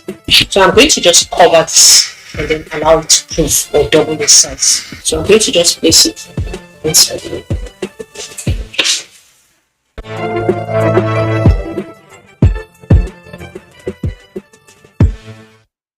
Okay, so next is our how to make our currant buns. So this is easy. So what we're going to do, we have all our dry ingredients here, so we're going to use our wet ingredients. So we're going to just be adding them. I've measured already. So I'm going to be adding my yeast. 3.5 tablespoons of sugar. I have an egg, so I'm going to pour in the egg. So this is my melted butter. So I'm adding the currants into it. Remember, I'm going to need generous amount of currants. So now I'm going to start mixing, and then this is where I add the milk.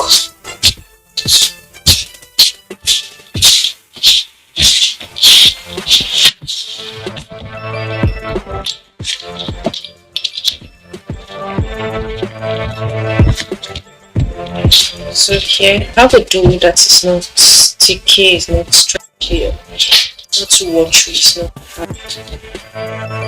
And be able to mold this into balls.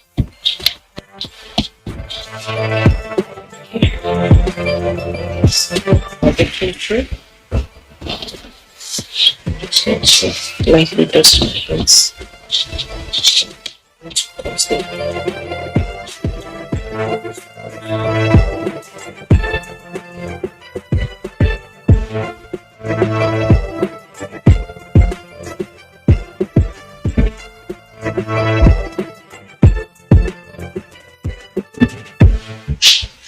So this is what I have. I've molded 5 currant balls.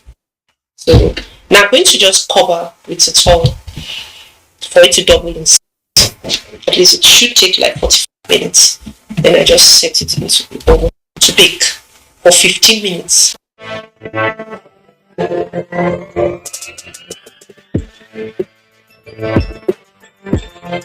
I'm actually a passionate baker. I don't rest until everything is done. When I entered university, anytime I'm broke, I'll make cupcakes and go and sell to the other students.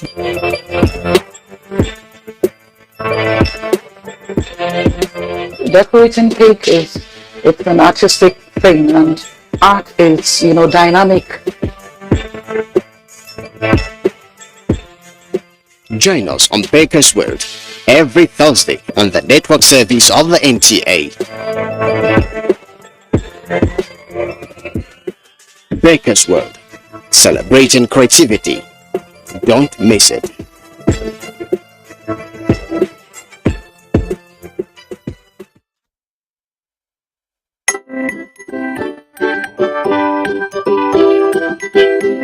So welcome back.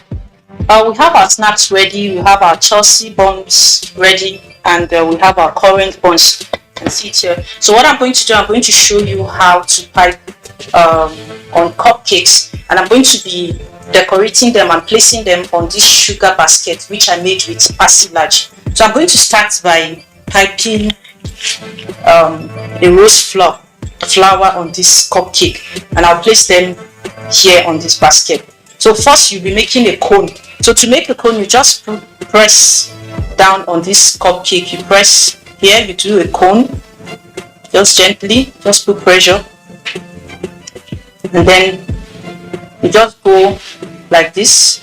Now if you have an emergency work and you really need to get this firm enough, you just do them and put them in the freezer for about 5 to 10 minutes so that it firm up. And then when you want to pipe, ensure that your buttercream is firm enough, so a little bit of the icing sugar, so you don't have it falling off. This is nozzle wilting tip 104. This is what you use in achieving this rose. Into the basket, and to arrange them slightly.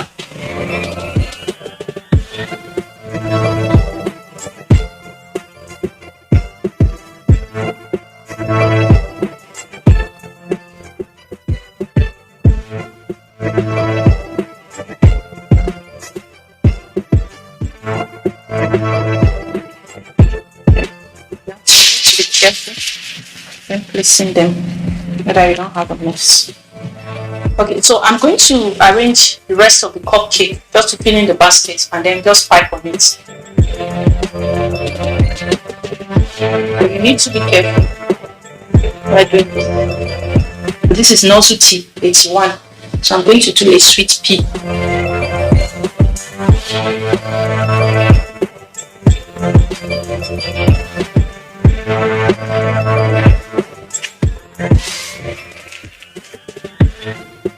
I'm going to be piping the grass here.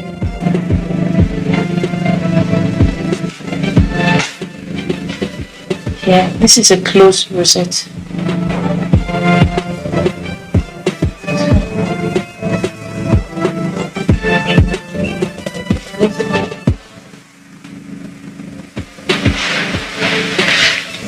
You can fill it up if you so desire, and if your basket is wider, you have more cupcakes to go in there. You can see I have some left over. Okay, so I'm going to be using this to embellish this basket. So you can add more colors and then you can pipe more cupcakes if you so desire.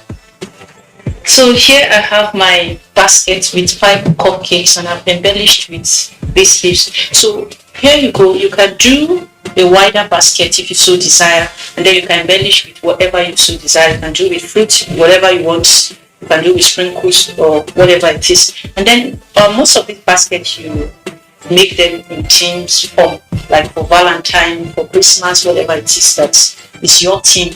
So that will determine the colors that you want to place in the basket. So here I'm going to set this aside, and then we'll just plate our Chelsea buns and currant buns. So we're using this. I have it in here. This is my bowl, and I'm going to be plating my currant buns. Just going to layer them here. So I'm going to place it with glaze, edible glaze. You can use melted chocolate. You can use milk, whatever it is, whipping cream, whatever you feel like. I just decided to use glaze. So remember when we brought it out from the oven, we brushed with melted butter, and then adding this glaze.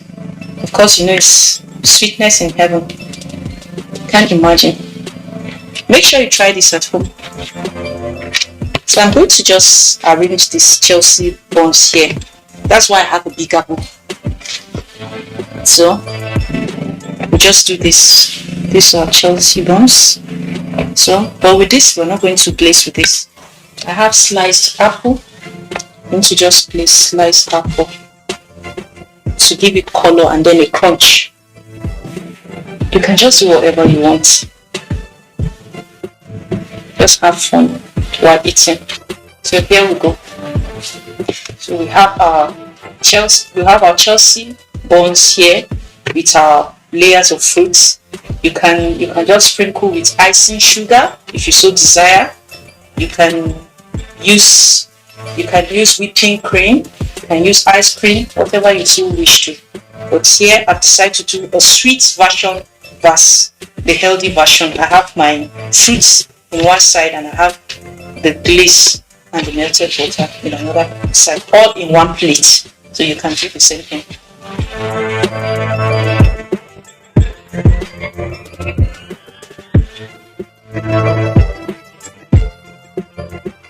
I am going to be trying my hands on some of this pastry and cupcake. Those are lovely design. Bake For Me has shown that achieving Chelsea buns, currant buns, and cupcakes, they're very easy to make, but though it may be a bit tricky how to achieve, very colorful creation on the cupcakes. Chelsea platter, the bun platter, you can also embellish it with anything that you like. It's not an exact science.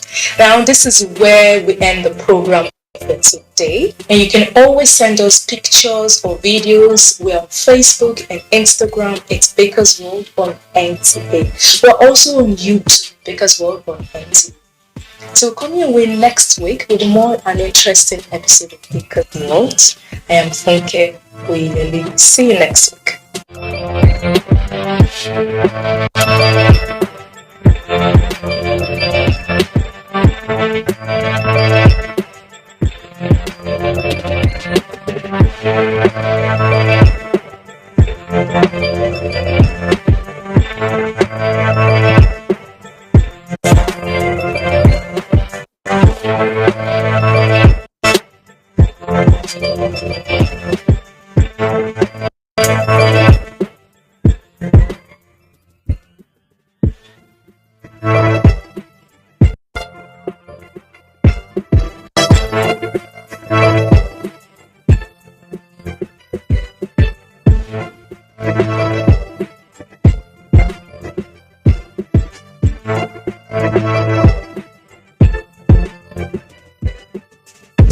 This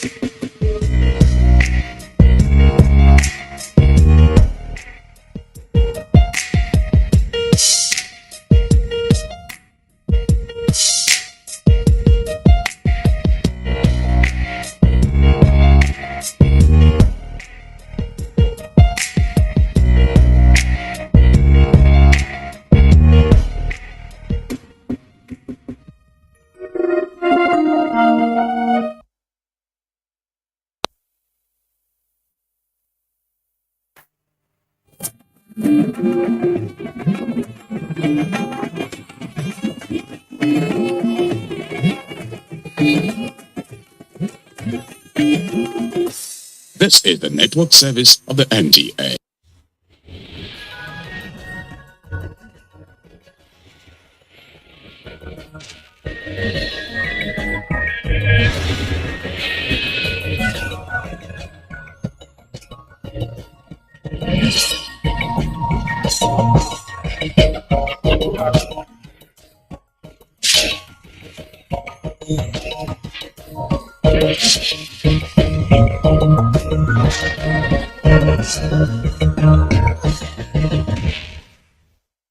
The House members are meeting for the first time in chamber after political parties' primaries, an exercise that proved a litmus test for the amended Electoral Act 2022.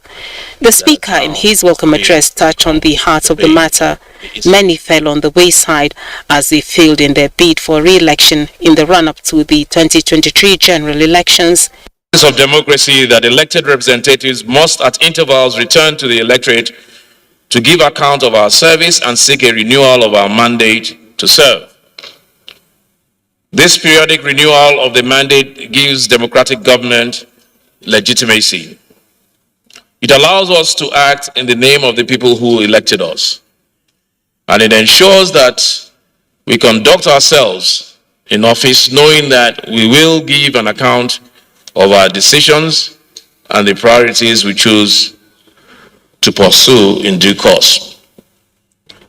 Honorable colleagues, the past 2 months have been dominated by political pursuits across the country as political parties carry out various activities to nominate their candidates for the forthcoming general elections. All of us, members of the House of Representatives, have not been exempt from this process. Unfortunately, as is always the case in electoral contests, some of us who sought the nomination of our parties to return to legislature have not gotten it. Others who sought nomination to contest other positions have also fallen short in that request. Honorable colleagues, it is rather unfortunate that the process went the way it went. I make bold to say here that the legislature has once again suffered losses.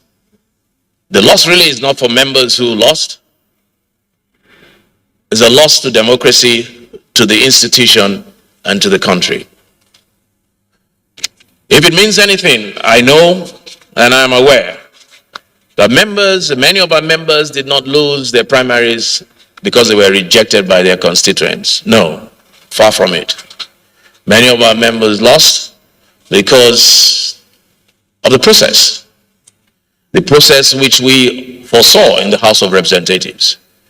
The delegate system, which unfortunately is not what a delegate system is supposed to be. Many of our members lost because they were not even given a fair shake or a fair shot. We have good legislators, both here in chambers and back home, who are probably not coming back because of this same process.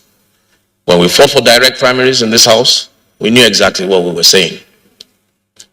And it is that fight and the kick and the pushback by many who knew or felt they knew what they wanted to do that has now become the bane of the institution of the legislature.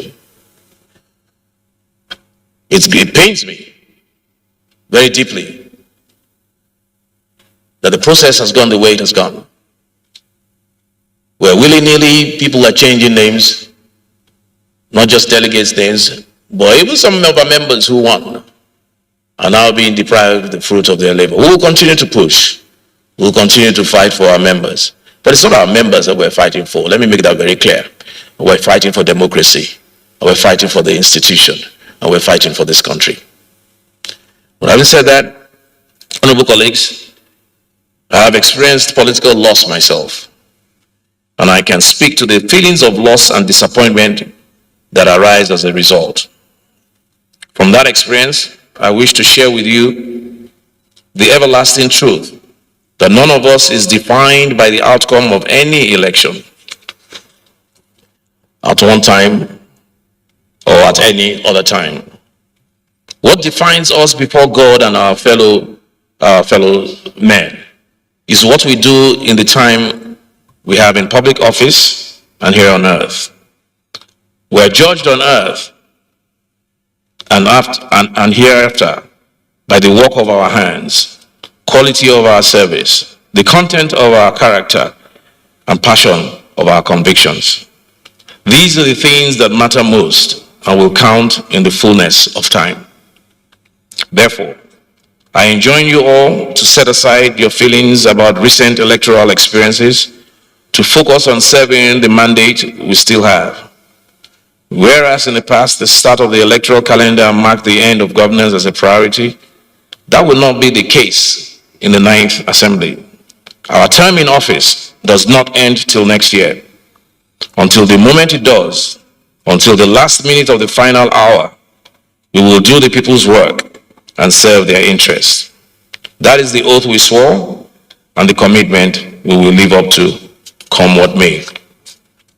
The Electoral Act 2022 may well be among the most significant legislation passed in this 9th Assembly. We have already begun to witness the implementation of this new legislation and draw lessons that will guide future reform efforts. It is necessary to note that the process by which the Electoral Act became law has highlighted valuable lessons, and we will do well to take cognizance of these lessons should inform, and these lessons, cognizance of these lessons and should inform and motivate us to improve our National Assembly's lawmaking process.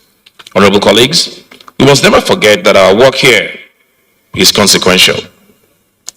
When we get it right, we can vastly improve the lives and circumstances of our people. And when we fall short, our country is poorer for it. Between now and the general elections, we have to resolve to devote our minds and energy to the pressing concerns of governance. This is what the people who sent us here expect of us at this time, when we have various significant challenges to contend with. Insecurity remains for us a matter of one of the most serious concern.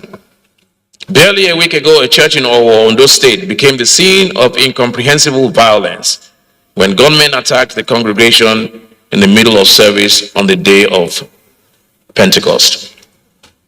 The House demands that the security agencies identify the perpetrators and sponsors of this depraved act, and will hold their feet to the fire until they do so. We will also continue activities to ensure full implementation of the legislative agenda of the 9th House of Representatives. This includes consideration and passage of relevant legislation and other stakeholders' engagement and outreach efforts. Several legislative agenda bills have been in committee for longer than they should.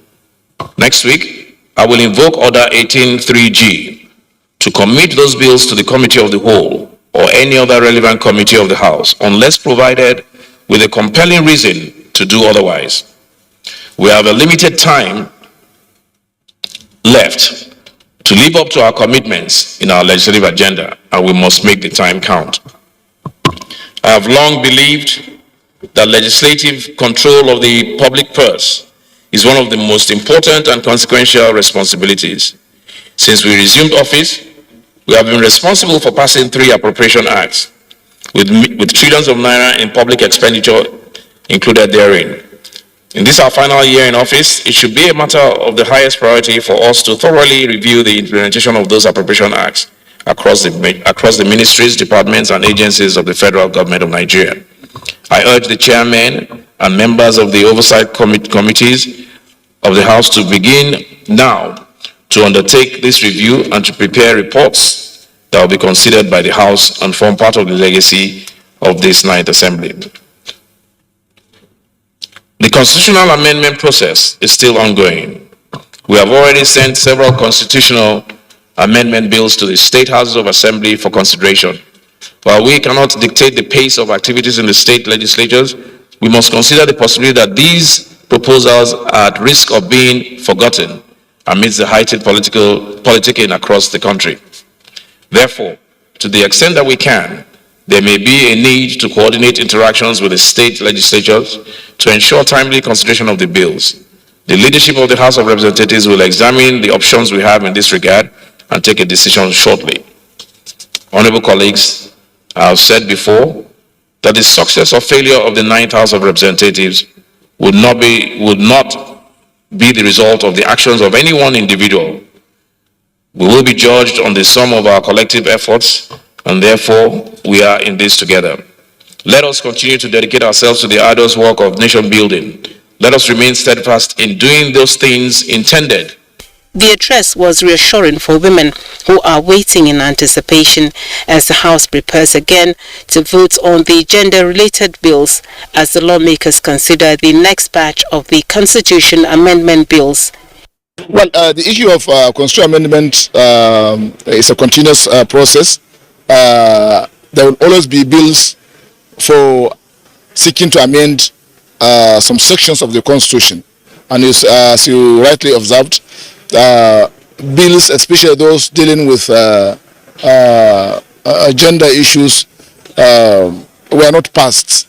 The Speaker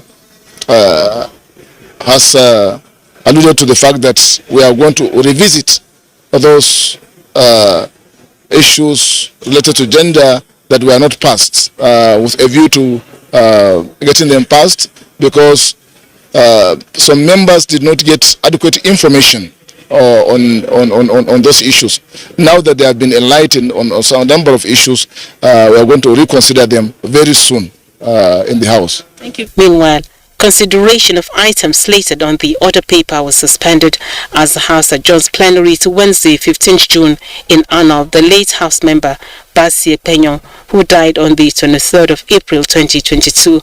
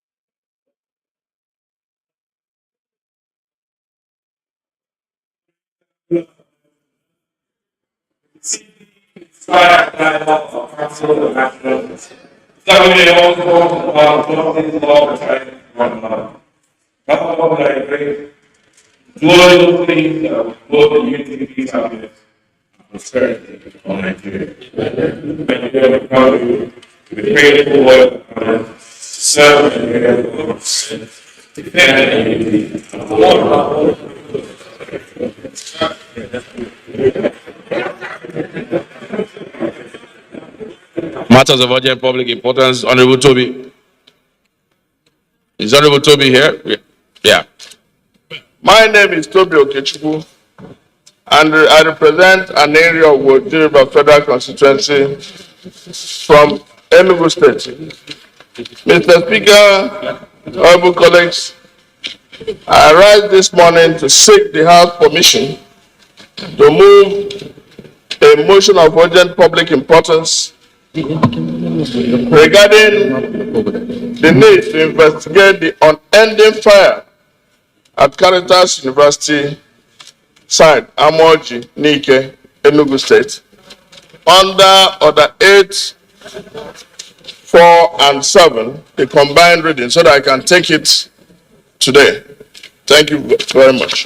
That will come under notice, not urgent public importance, but because it's Honorable Toby, a principal officer, a leader, an experienced man, we will take it with one of the privileges of leadership. And for those of you who are not happy, you move by God's grace to that position. So we will allow, I mean, in the interest of the fact that we barely have about 4 weeks to close, so we have to make a few concessions here and there, because we're going to be closing for our annual recess sometime in July, in another 4 weeks. So anybody wants to second Honorable Toby's motion? Honorable, let's look for somebody from the main party. Honorable Dati.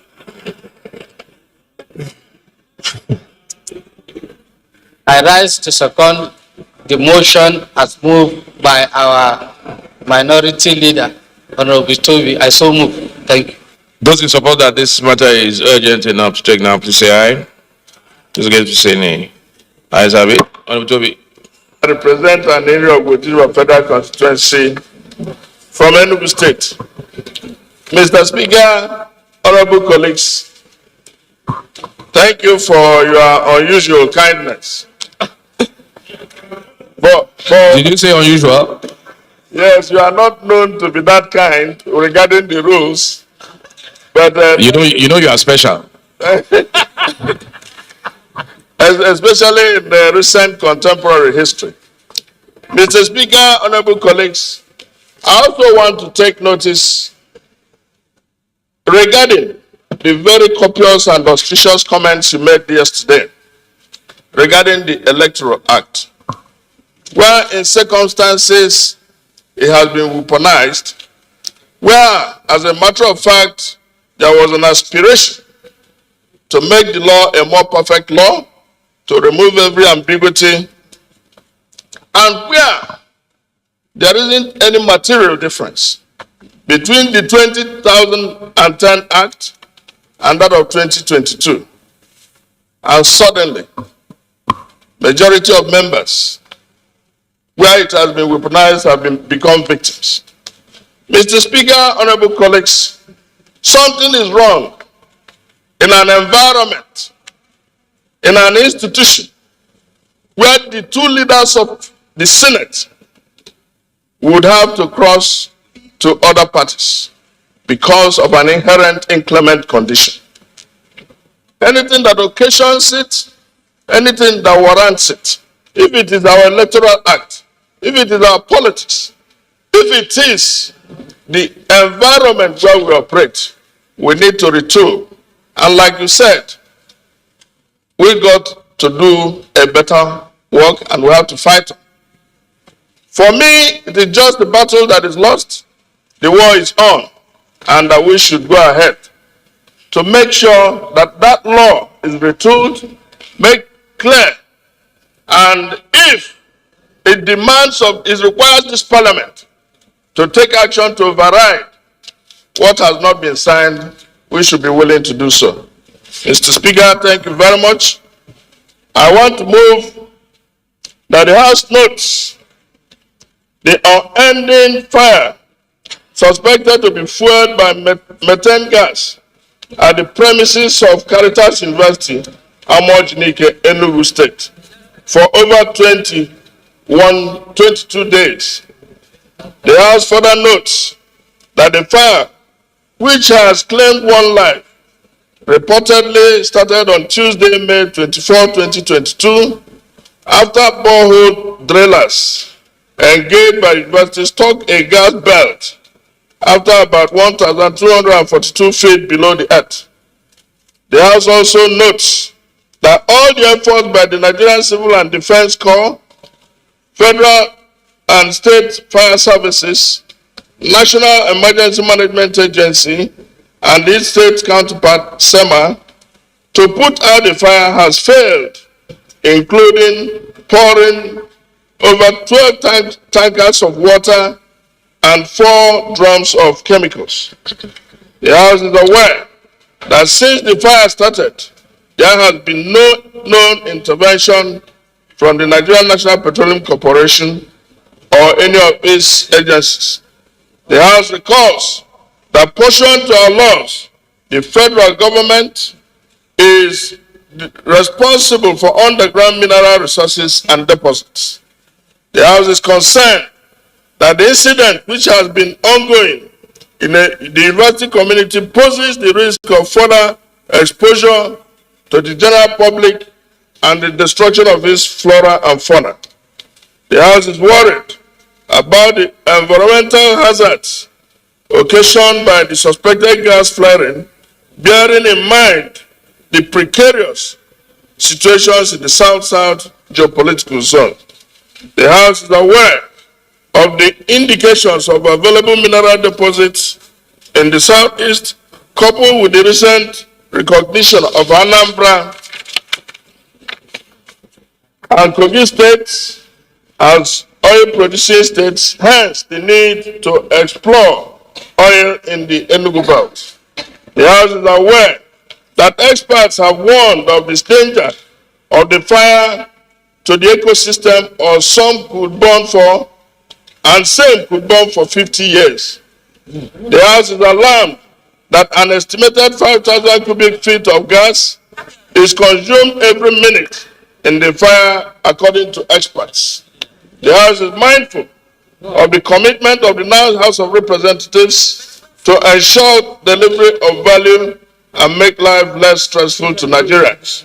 The House resolves to call on the Nigerian National Petroleum Corporation, Nigerian National Petroleum Company Limited, and its subsidiaries, including the Nigerian Gas Company Limited, to take urgent steps to put out the fire. The House calls on the Nigerian National Petroleum Company Limited and its subsidiaries, the Department of Petroleum Resources, and all relevant agencies to undertake a detailed study of the environmental impact of the fire. The House mandates the Committee on Petroleum Resources Upstream and the House Committee on Gas to follow up and report back to the House within 2 weeks for further legislative action. I so move. Godwin Elmelu, and I represent the good people of Anyocho Shimilifera Constituency. I'm from Delta State. I rise to second the motion moved by my colleague, Honorable Toby Okechukwu. I so second. Yes, Honorable. I think that's straightforward. Just for the question. Those in support, please say aye. Those against, please say nay. Ayes have it. Consolidation of 4 bills. And I invite the clerk to read the short titles. Honorable members, Federal College of Education Special AFON, Para State Bill 2022, first reading. Nigerian Peace Corps Establishment Bill 2022, first reading. Nigeria Hunters and Forest Security Service Establishment Bill 2022, first reading. The members stated earlier, the first order of the day is consolidation of 4 bills. Offences Commission and the Electoral Offences Tribunal and for related matters. A bill for an act to establish the Nigerian Electoral Offences Commission and for related matters. A bill for an act to establish Electoral Offences Commission and the Electoral Offences Tribunal to provide for the legal framework for investigation and prosecution of electoral offences for the general improvement of the electoral process in Nigeria and for related matters, and a bill for an act to establish Electoral Offences Commission and for related matters. I move that the aforementioned bills be consolidated as one bill. I so move, Mr. Speaker. Those in favor, please say aye. Those against, please say nay. Ayes have it. Chairman, Please schedule a date for the commencement of debate. I am Honorable Ben Roland Igbapa. It's a constitutional order, section 58, 1, 4, and 5. Mr. Speaker. The Constitution? Yes, sir. 58, okay, go ahead. 58, yes, sir. Mr. Speaker, section 4 of the Constitution gave us the powers to make laws. The legislative power is on us. And I remember, Mr. Speaker, having been with you for some time, you have shown leadership, capacity, and patriotism. On the 11th of May, with your colleagues, you brought all of us back from our various constituencies so that we can work on the Electoral Act as amended. Graciously, that was done on the 11th. And by 12th, Mr. Speaker, this amendment was transmitted to Mr. President. Mr. President did not just ignore. He traveled out of the country on a condolence visit to Dubai. And that gave a lot of problems to the country. There were tension, and many of our political parties, out of the tension, created a problem that will now be for us in the 2023 to 2027 electoral process. Mr. Speaker, Nigerians are crying for good leadership. And the leadership recruitment process starts with our primaries. You have worked hard, sir. And there is no way. That is why I took out section 58. We have to make laws and present to Mr. President. And where he does not sign, that same 58, 4 or 5 or so, give us the powers to make sure that we pass that law without Mr. President's assent. Mr. Speaker, there's no way in the Constitution. I managed to go through, I'm not a lawyer, but there's no way that said that one arm of government is subservient to the other. I think we are beginning with the good work that you are doing, Mr. Speaker. I just said you are a very good man, a wonderful man with your leadership. But by the time you leave this seat, by June next year, Mr. Speaker, Nigerians will not remember the good that you have done for me as a person, for the one you have done for our colleagues. They will remember you by the laws that you passed that have bettered the laws of Nigerians. And that is why, Mr. Speaker, we cannot continue to act as if we are under the executive arm of government. This constitution gave us the powers, just like it gave to them. We must wake up as a parliament where we pass our laws and we are sure that we have done the right thing. We should start overriding Mr. President, because this is just the beginning. Today, NDDC Act is in force because the parliament, which you are part of, did it. Why are we afraid? Mr. President has not committed any offense. What he has done is the rule of law and the constitution. And I believe by the time we do our own, by overriding his veto, we will not have committed any offense. We will be working according to the constitution and the rule of law. I think it is time for us, before some of us leave, if we manage to come back, that this parliament must stamp their feet and tell Nigerians that we are working for them and we are not working for party or any individual. Mr. Speaker, I implore you as a great leader to please, it is time, if we are sure we have done what is right to the Electoral Act 2022, we should rise up, take our pen, collect signatures, and by the grace of God, override Mr. President and give Nigerians the enabling electoral law that will stand the test of time. Thank you for the opportunity. The need, in your own opinion, the withholding of assent to the electoral amendment. Clearly, the Constitution says you have there's 30 days leeway, and we have since gone beyond the 30 days. But the Constitution also says it's not automatic that you override. It's if you are convinced as a House that that amendment must stand. If you are not convinced with the arguments advanced by the President, or in some cases, in this case, there is really no argument advanced, then you can override. And for us to override, I believe we require 2/3 majority.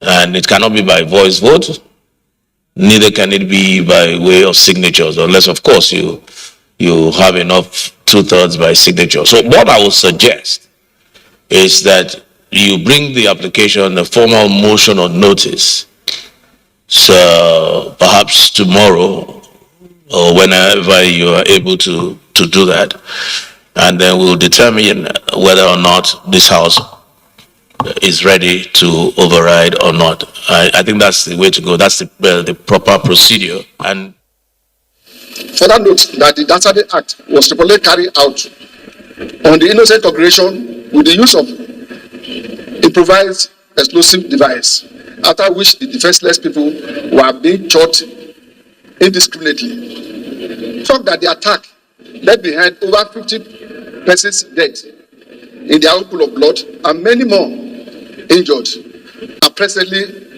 on lifeline at various hospitals and homes.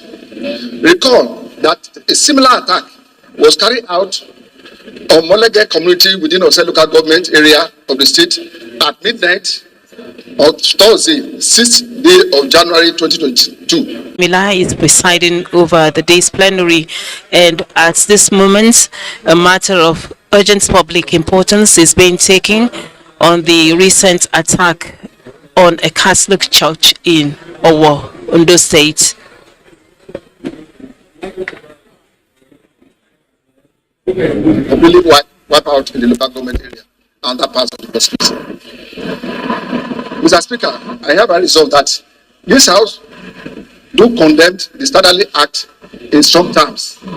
That the House observed, emphasis,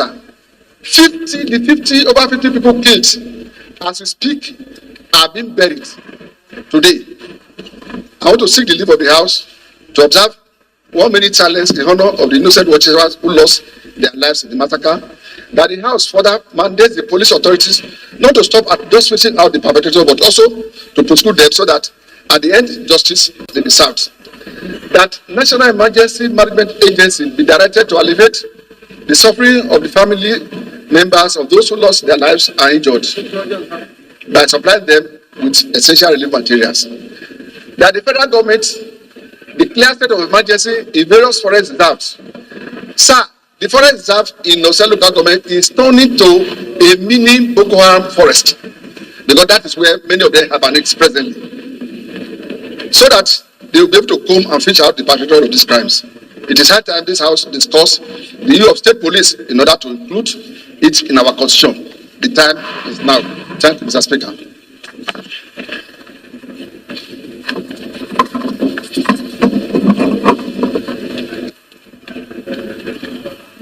thank you.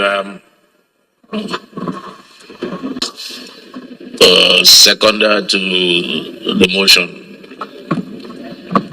Thank you, Mr. Speaker. Honorable colleague. My name is Honorable Kriye Osik. I represent Southern Niger Federal Constituency from Bayelsa State.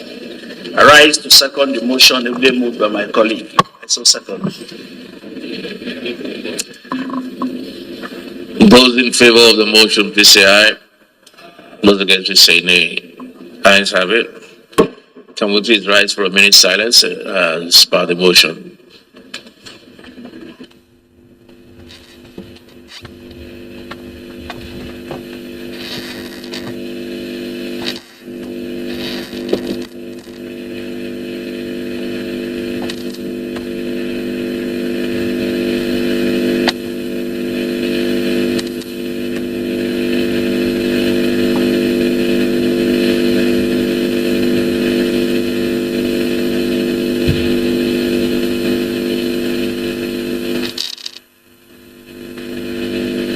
May the souls of the Owo carnage victims rest in peace.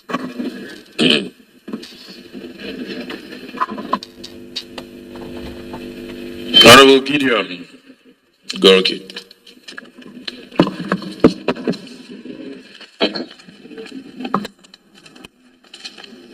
Thank you, Mr. Speaker, honorable colleagues.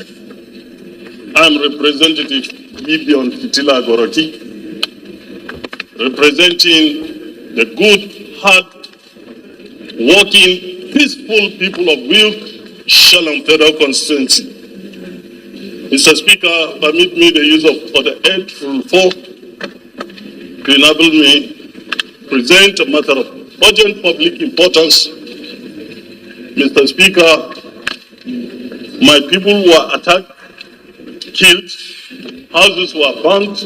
It's Adamawa State. In Adamawa State. Mr. Speaker, I so submit. Honorable Halims.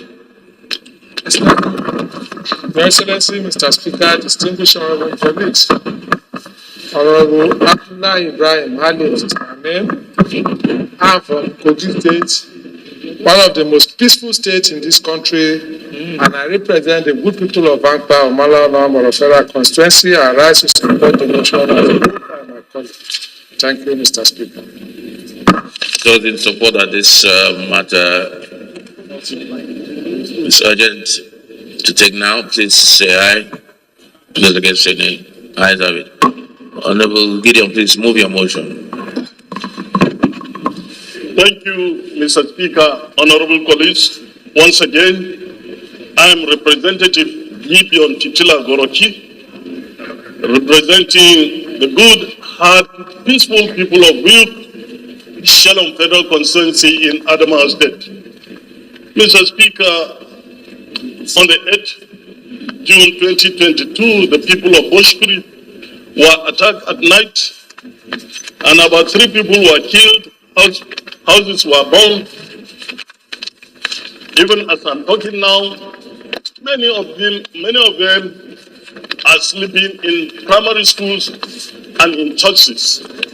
Mr. Speaker, on the following day, the police commissioner of Adamawa State arrived at the scene of the incident. The commissioner of police, Mr. Sikiru Akande, the manner in which he acted, it is unprofessional of a policeman, an institution which I served for good 32 years. Mr. Speaker, the Commissioner of Police, Mr. Sikiru Akande, asked the district head to sit down on the floor with his subjects, which is too unprofessional. Okay, are you debating the motion, or you finished reading your motion? Of course. Okay, just continue. Yeah. Continue. Oh, Mr. Speaker, the conduct of the police commissioner is so worrisome that my people are not comfortable with him. My prayers, Mr. Speaker, let permanent solution. Let us have permanent solution on this persistent attacks.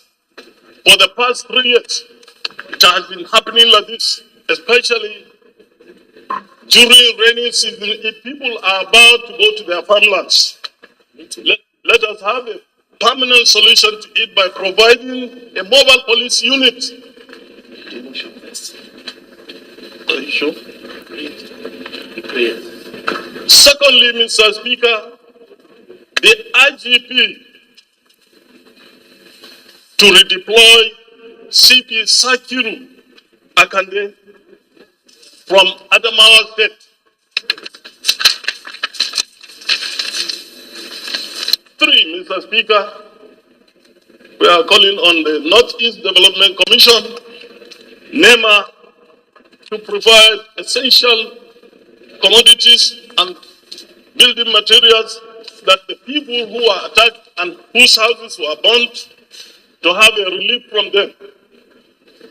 Fourthly, Mr. Speaker, let's observe a minute silence for those who died in this attack. I so submit, Mr. Speaker. Thank you.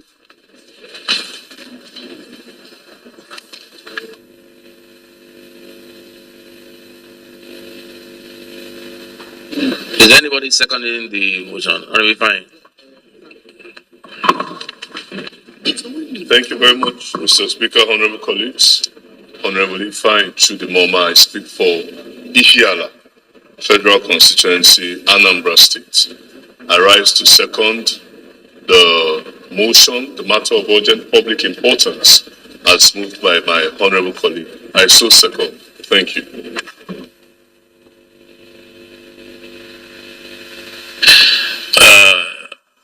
I think it's clear enough. But Honorable Vargas, you wanted to add something to the motion. We'll take Honorable Vargas and then Honorable Namdas, and then we'll put the question.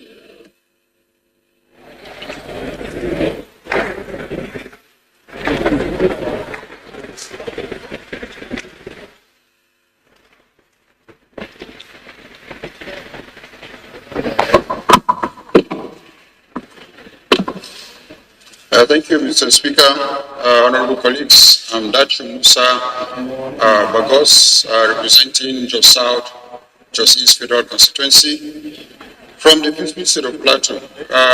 Mr. Speaker, honorable colleagues, in adding to the motion by my right honorable colleagues,